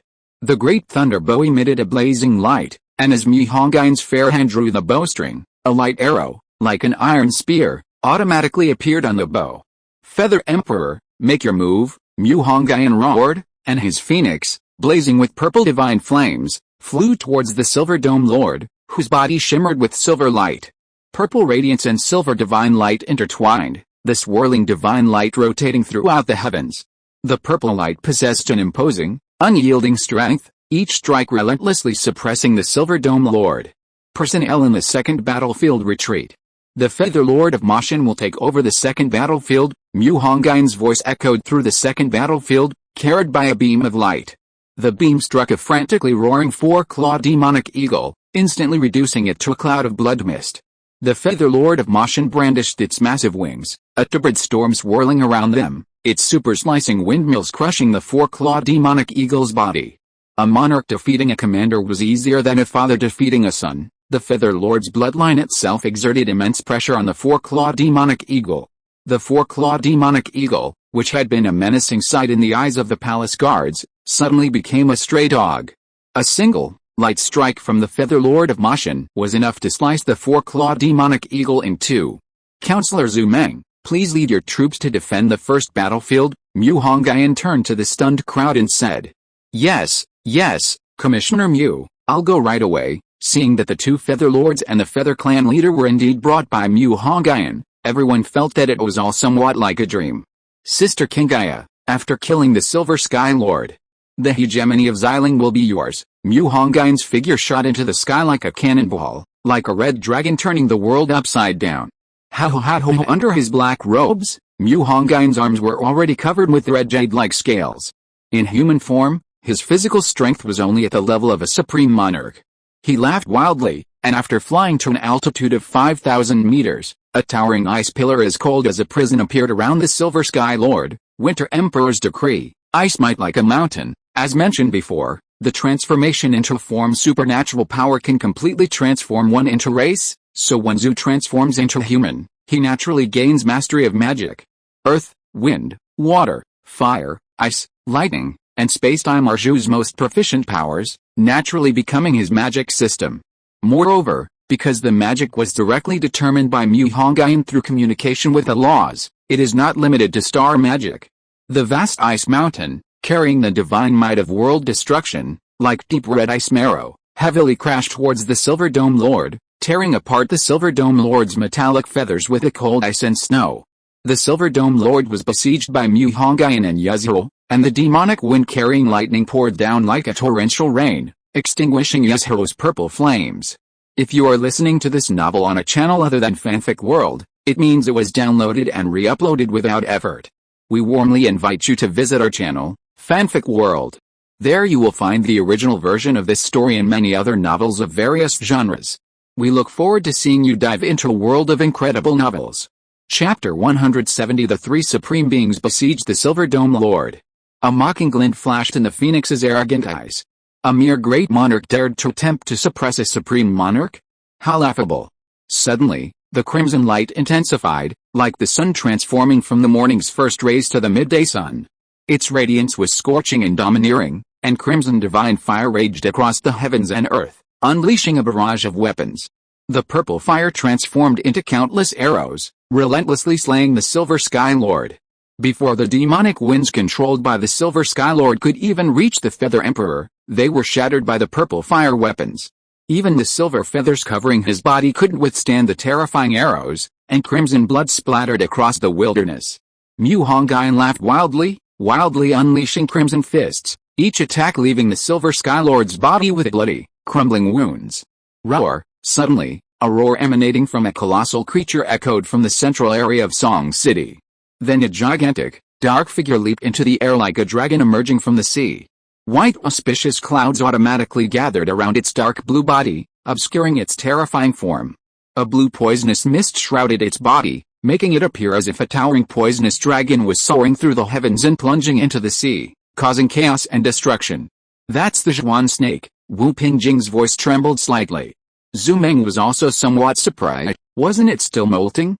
Did it finish so quickly? Tang Zhang, with his old-fashioned demeanor, smiled faintly. Mo Fan fed the problematic batch of blood to the Zhan snake, accelerating the molting process. Once the Zhan snake successfully molted, it couldn't wait to take revenge. Unfortunately, Luo Mian had already been arrested, so only the Silver Skylord could bear the Zhan snake's wrath. The phoenix sensed the spiritual aura emanating from the Zhan snake and asked Mu Hongyun with its spiritual power, is it also a totem, a descendant of the Zuan Wu, the bottom-ranked holy totem, with strength between the supreme monarch and the invincible monarch? Mu Hongyun replied. The black serpent clearly sensed the spirit within the phoenix, and the phoenix's appearance in the totem was identical to Mu Ningsu in the human realm. The black serpent was Mo Fan of the totem world, and the Silver Sky Lord. Sorry, you're the only one who can play Mu Bai. Standing atop the black serpent, Mo Fan felt his coordination with the serpent suddenly improve, a feeling of human and serpent becoming one.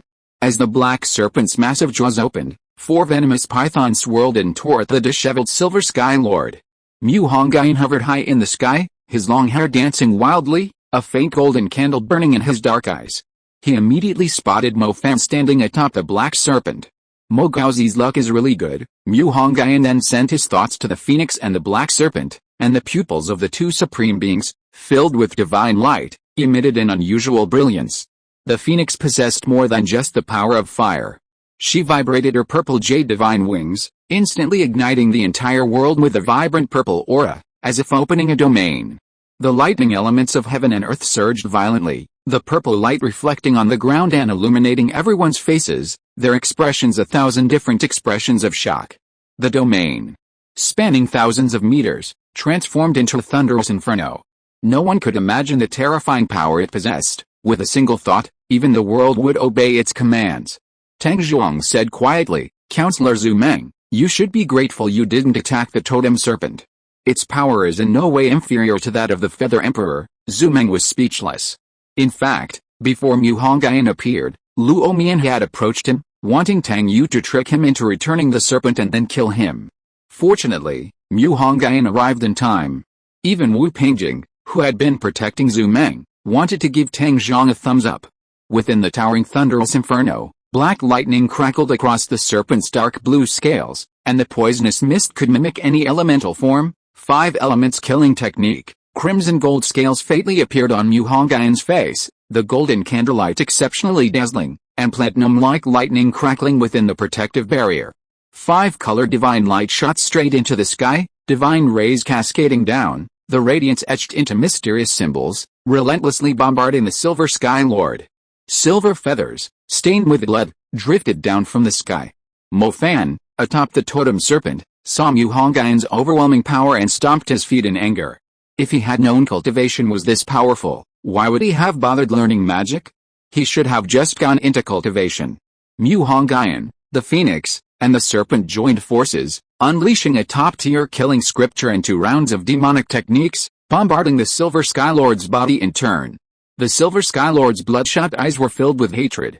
He never expected 3 supreme beings to intervene. If it were only one, even if he couldn't defeat them, he could have escaped.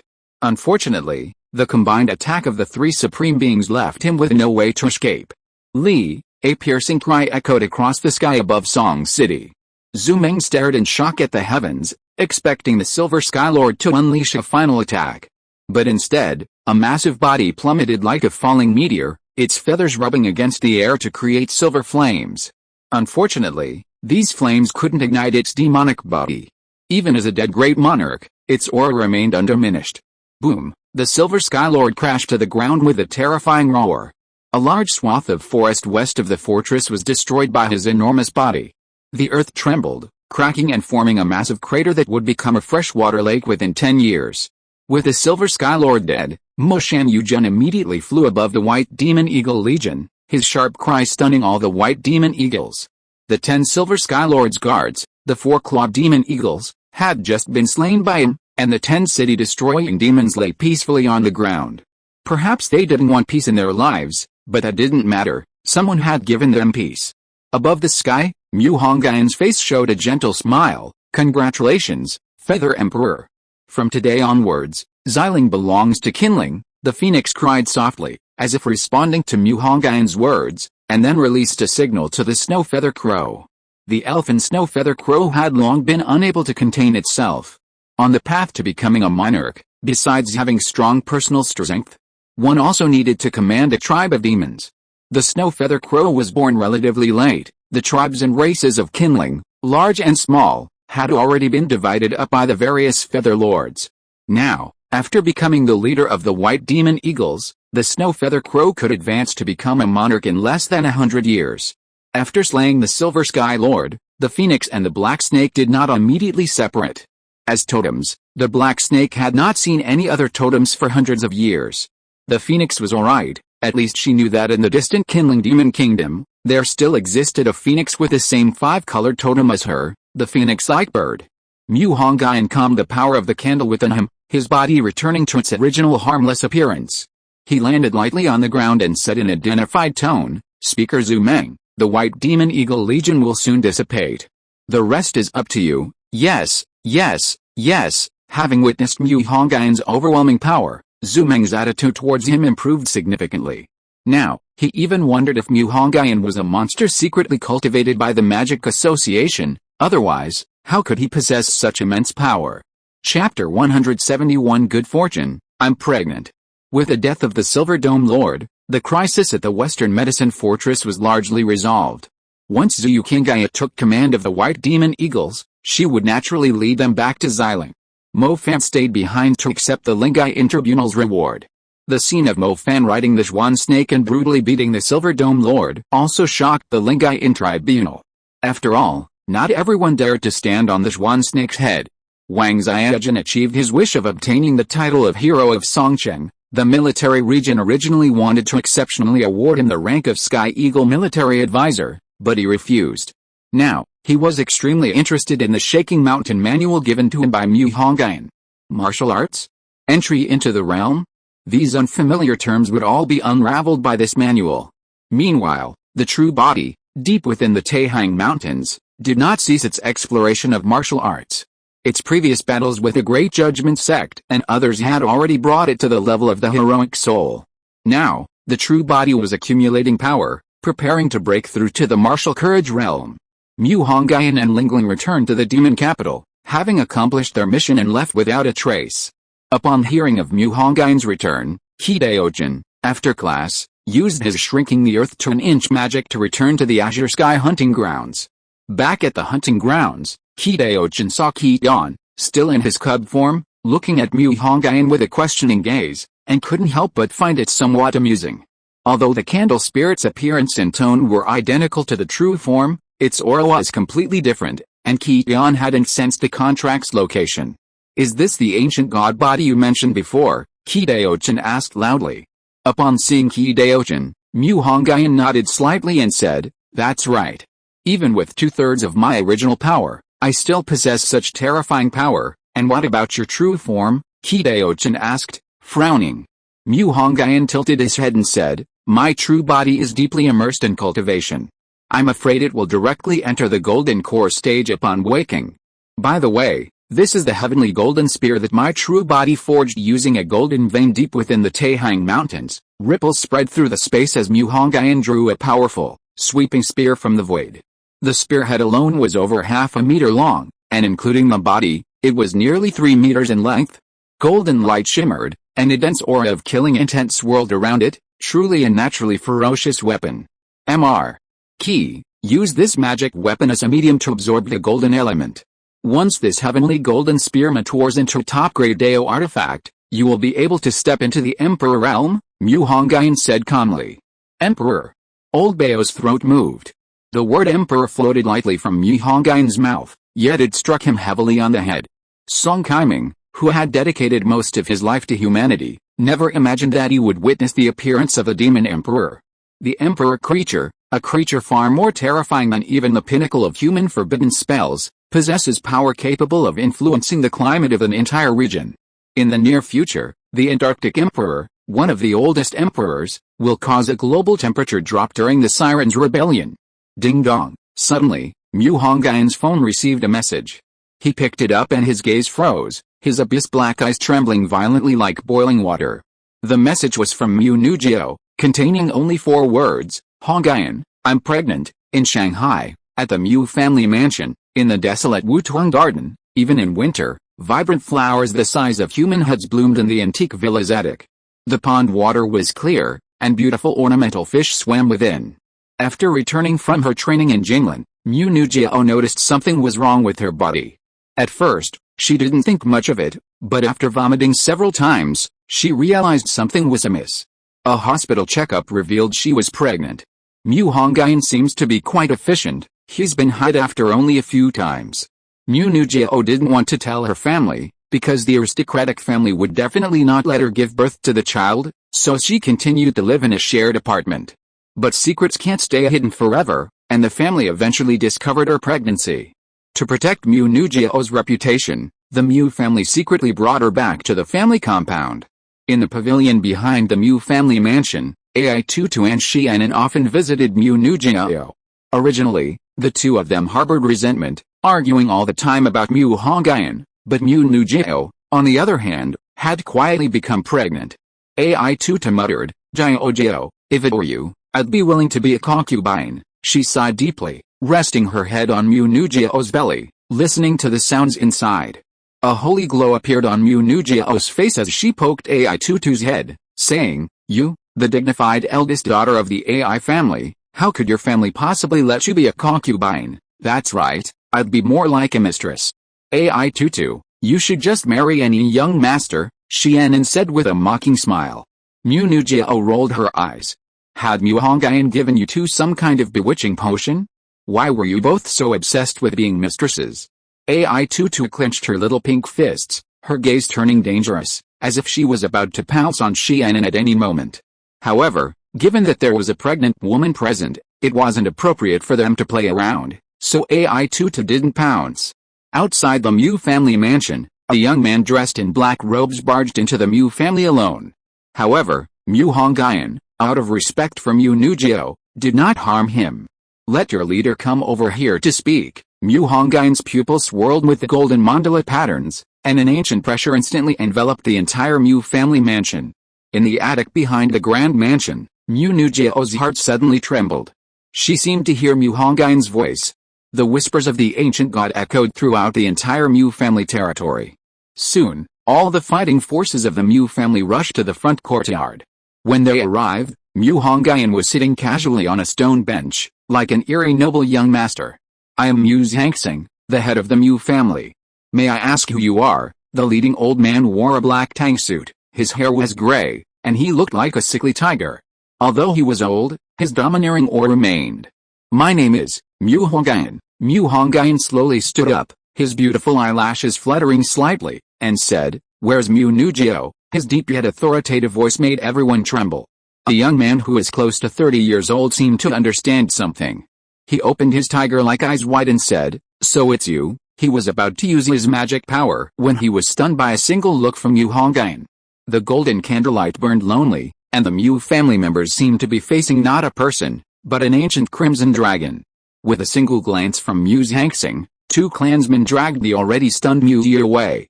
Let's talk inside, Mu Zhangxing said, his gaze deep, inviting Mu Hongyun.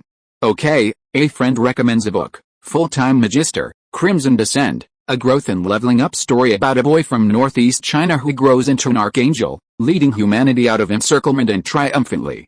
Chapter 172, a poem by Li Shangyan. In the Mu family's conference room, All the elders of the Mu family, clad in black robes, followed Mu Hongyun into the council hall.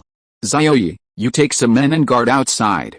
No outsiders are allowed to enter. Mu's Hangsing waved his hand, dismissing those around him, leaving only the elders of the Mu family's upper echelons.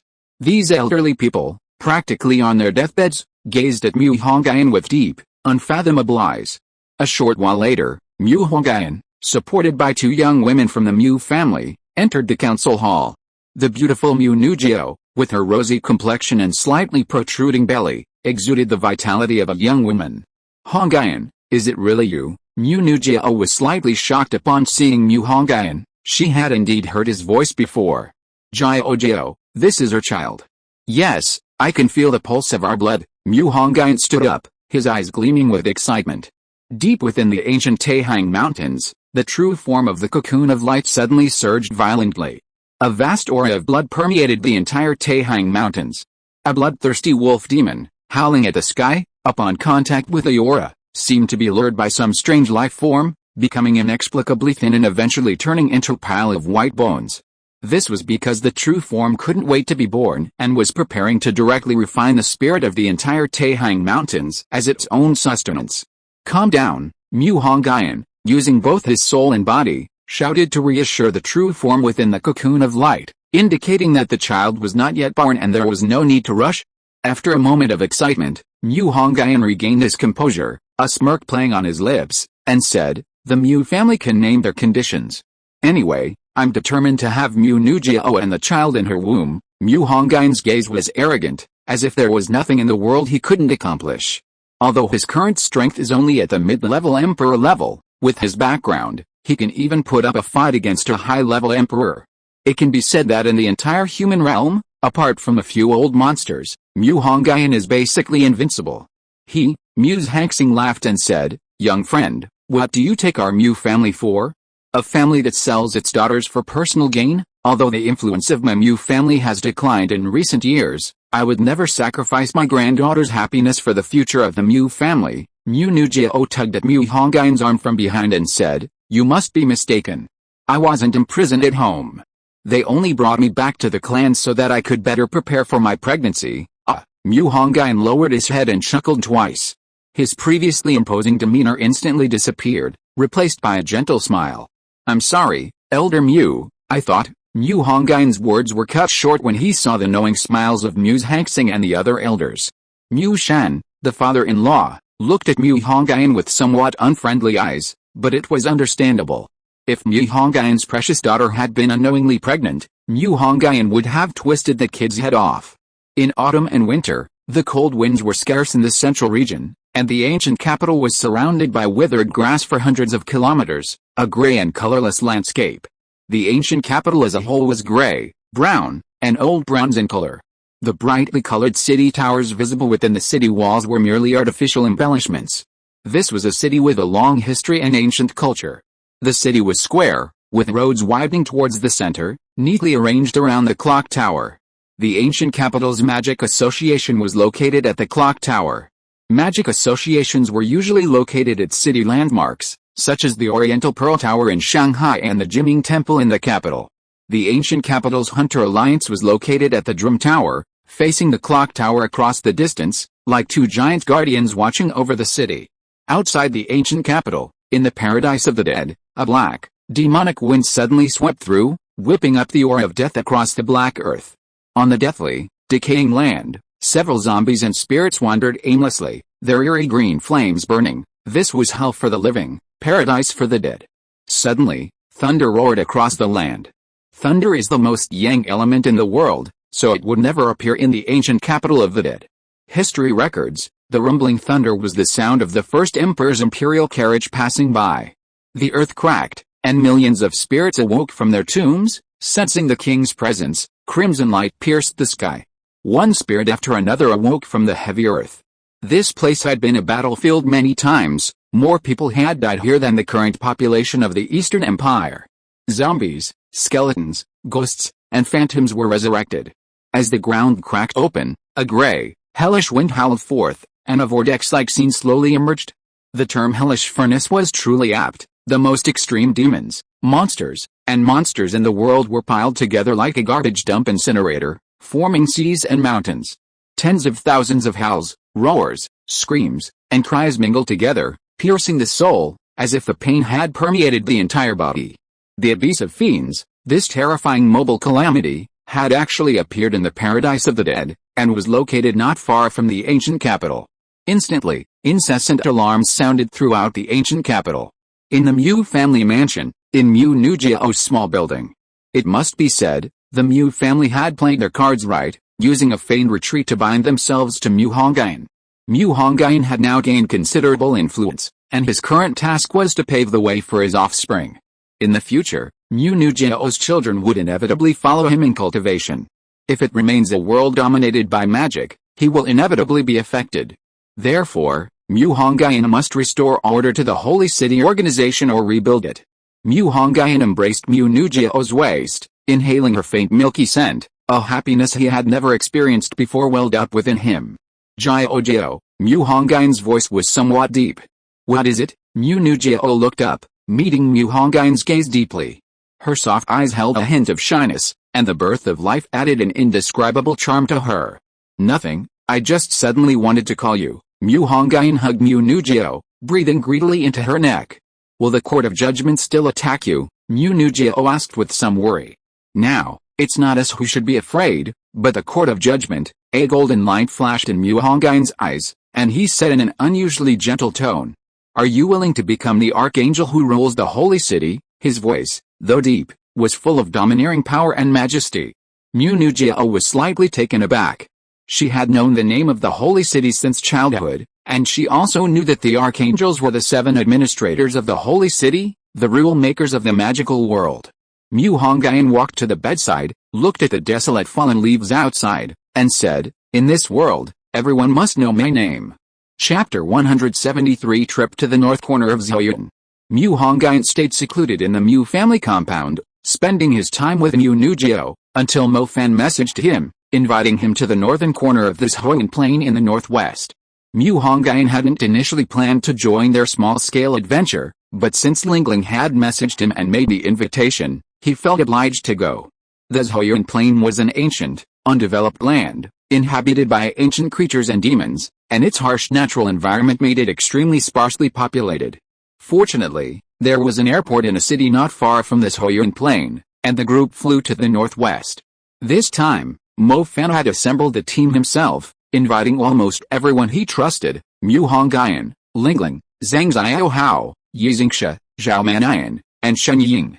The only unfamiliar person was Chen Ying, who was said to be Zhao Manayan's cousin, a top student from a prestigious university in the capital. Hearing that they were going to the Zhoyun plain, she had joined without hesitation. On the northwest plain, the harsh winds and sands lashed against their faces, and a chilling atmosphere filled the air. Looking out, a vast expanse of yellow sand stretched to the distant horizon.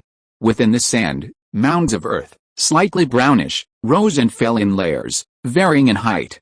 Unlike the continuous, flat plains of the south and east, the land here was divided into different layers. In this desolate expanse, the sun would suddenly vanish, revealing a shadow that was difficult for the eyes to adjust to. Looking up, one would see a fault line, extending outwards like a city wall, with the land before them situated atop this earthen fault line. Mu Hongyun hadn't come alone, he had brought Meng Lan and Qi Tian with him. Since Meng Lan brought back the Great Thunder Bow last time, her next journey would be a year later. By then, Mu Nujiao would probably have already given birth.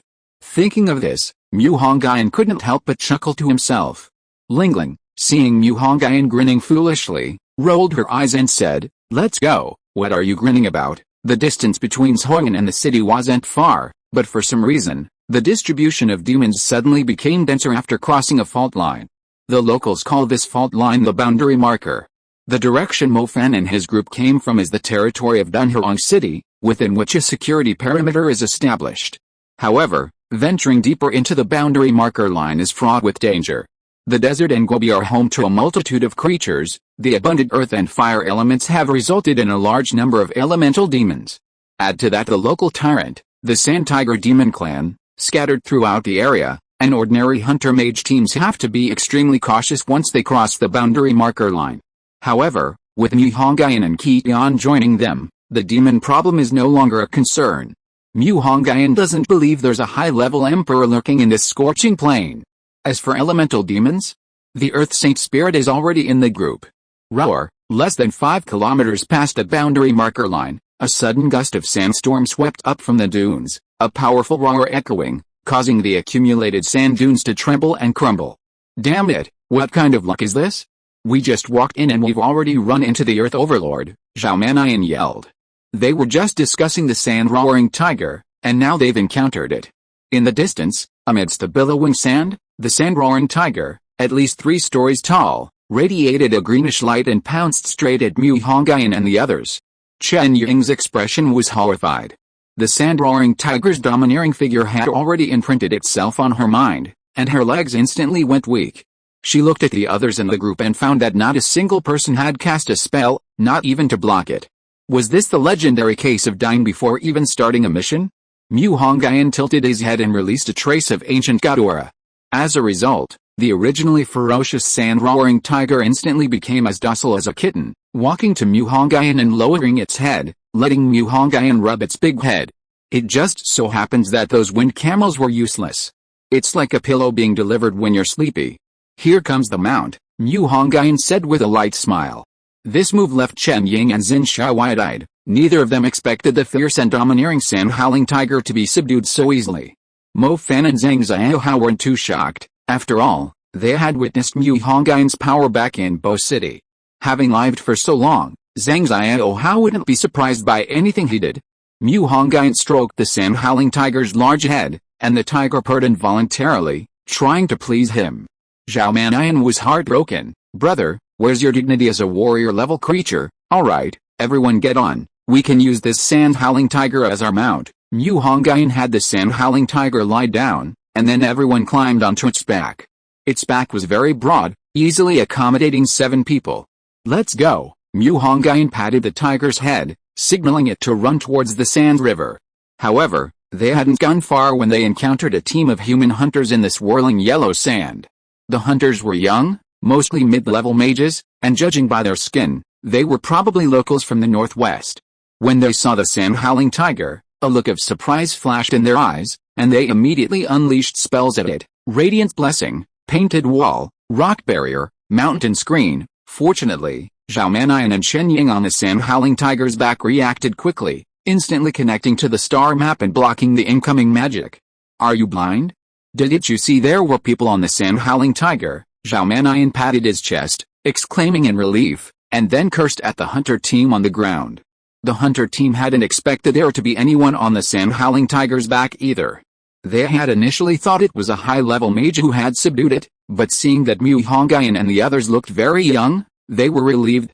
As for why Mu Hongyun was able to subdue the sand-howling tiger, they attributed it to the power of his magical artifact. One of the female mages, with a darker complexion, said indignantly, "You lot are shameless. This is the sand-howling tiger we've been tracking for ages, and you just snatched it away without us noticing. Don't you know the rules among hunters?" Her tone was harsh, her voice sharp and hoarse, making everyone uncomfortable. Mu Hongyun frowned in displeasure. "Since you lost it yourselves, you can't blame anyone else.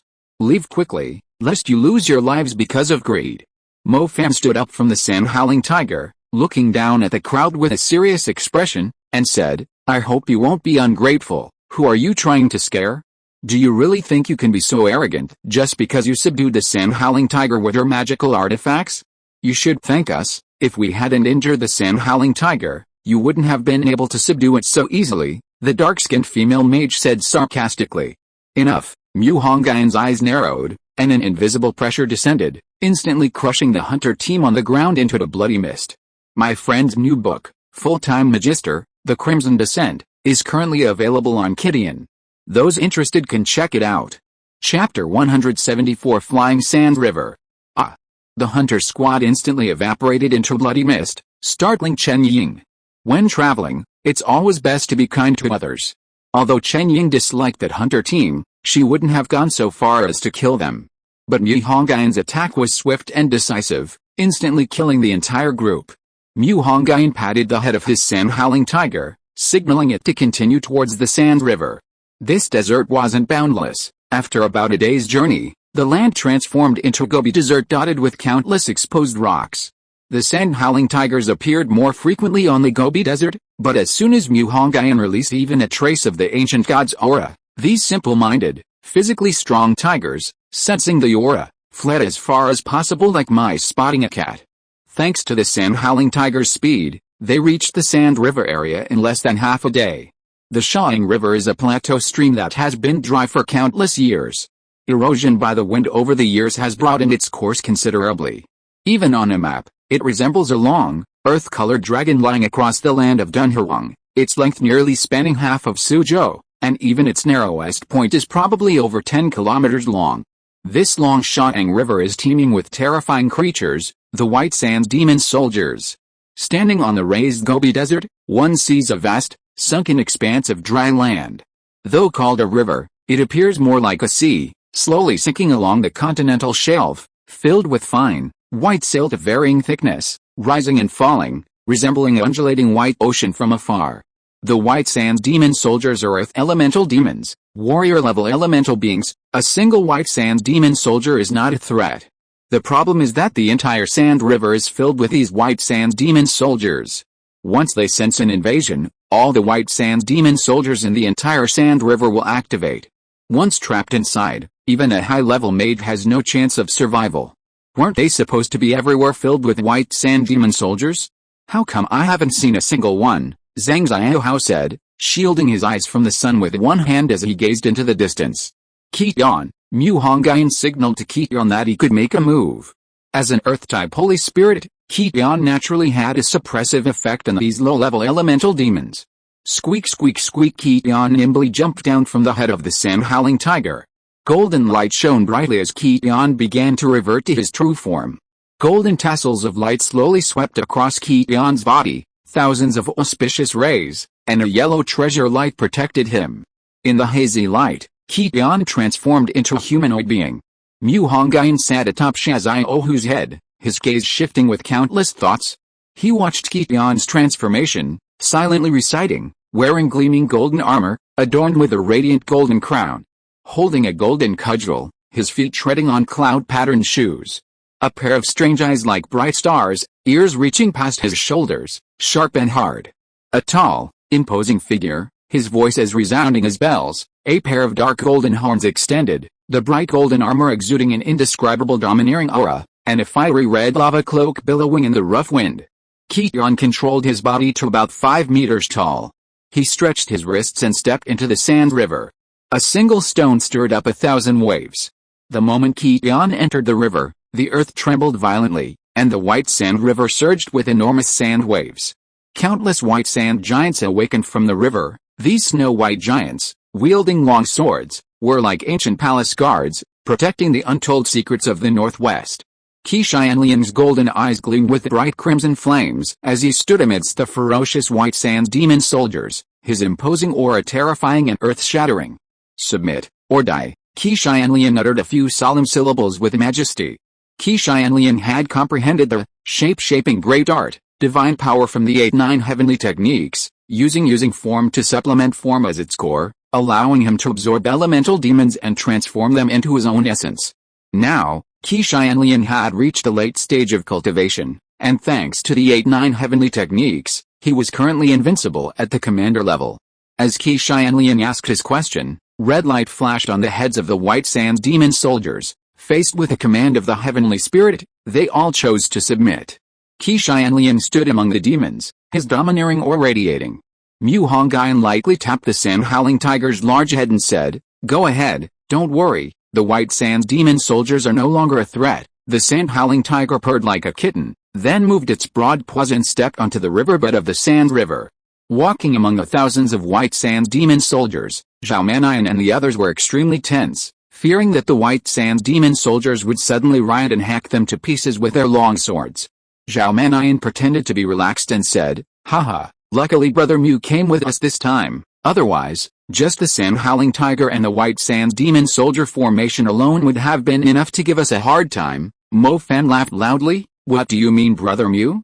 Call me God Mu." After taking a few steps, the sand-howling tiger found that the White Sands Demon Soldiers, who usually didn't get along with the Sand-Howling Tiger clan, were ignoring it this time. Gradually, it became bolder. Its speed began to increase, and the white gauze giants on both sides formed a snow-white wall due to their rapid movement. Originally, Xin Xia was brought along to deal with these White Sands demon soldiers, but it turned out that it didn't even need mind magic to intimidate them. Mu Hongyun's eyes were low, and he secretly made a decision that after his true form appeared in the future, he would definitely refine a formation diagram to capture these White Sands demon soldiers. When dealing with the miscellaneous soldiers later, they can simply throw out the array diagram, summon thousands of demons, and suppress the enemy. However, the Sand River is not only inhabited by White Sands demon soldiers. There is a well-known fact in the hunting net: one must not fly across the Sand River. Because an ancient demon sleeps beneath the Sand River, and whenever someone or a demon attempts to fly across it, the ancient demon will rise into the sky carrying billowing yellow sand, swallowing the leaper whole. Sand-roaring tiger carried 7 people, running freely on the white sand of the Sand River, with Qiyang riding auspicious clouds on either side, intimidating the White Sands demon soldiers in front. Roar, the earth churned again, and the entire Sand River seemed to come alive, with countless white sand giants collapsing into piles of white sand. Rows of kneeling White Sands demon soldiers exploded one after another. Mu Hongyun could sense that it was not elementalization, but true death. Yellow sand filled the sky, like an inverted Milky Way. The entire Sand River detached from its original riverbed and soared into the distant sky. Mu Hongyun stood up, his face somber, a maniacal smile barely suppressed on his lips.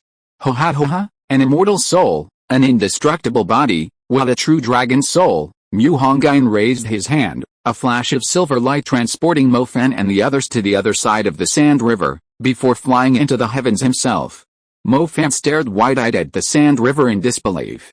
Beneath the Sand River lay a chasm, fiery red crystals embedded in black rocks, golden magma bubbling and releasing scorching sulfurous fumes. Chapter 175, Recapturing the Ancient Dragon of the Sandy River. Mu Hongyun sneered, flying alone to the heavens to confront the reverse flow of the Sand River. He had truly misjudged it. He had originally thought that beneath the Sand River lay an ancient, undead demon, but it turned out to be the soul of an ancient dragon residing there.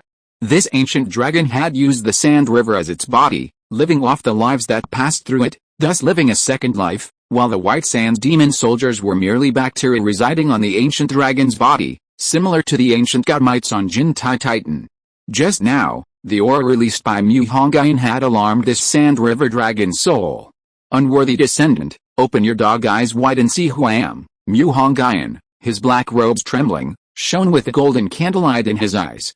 At this moment, he no longer concealed his aura as an ancient god. An asylum and ancient aura instantly swept across the entire Dunhuron land.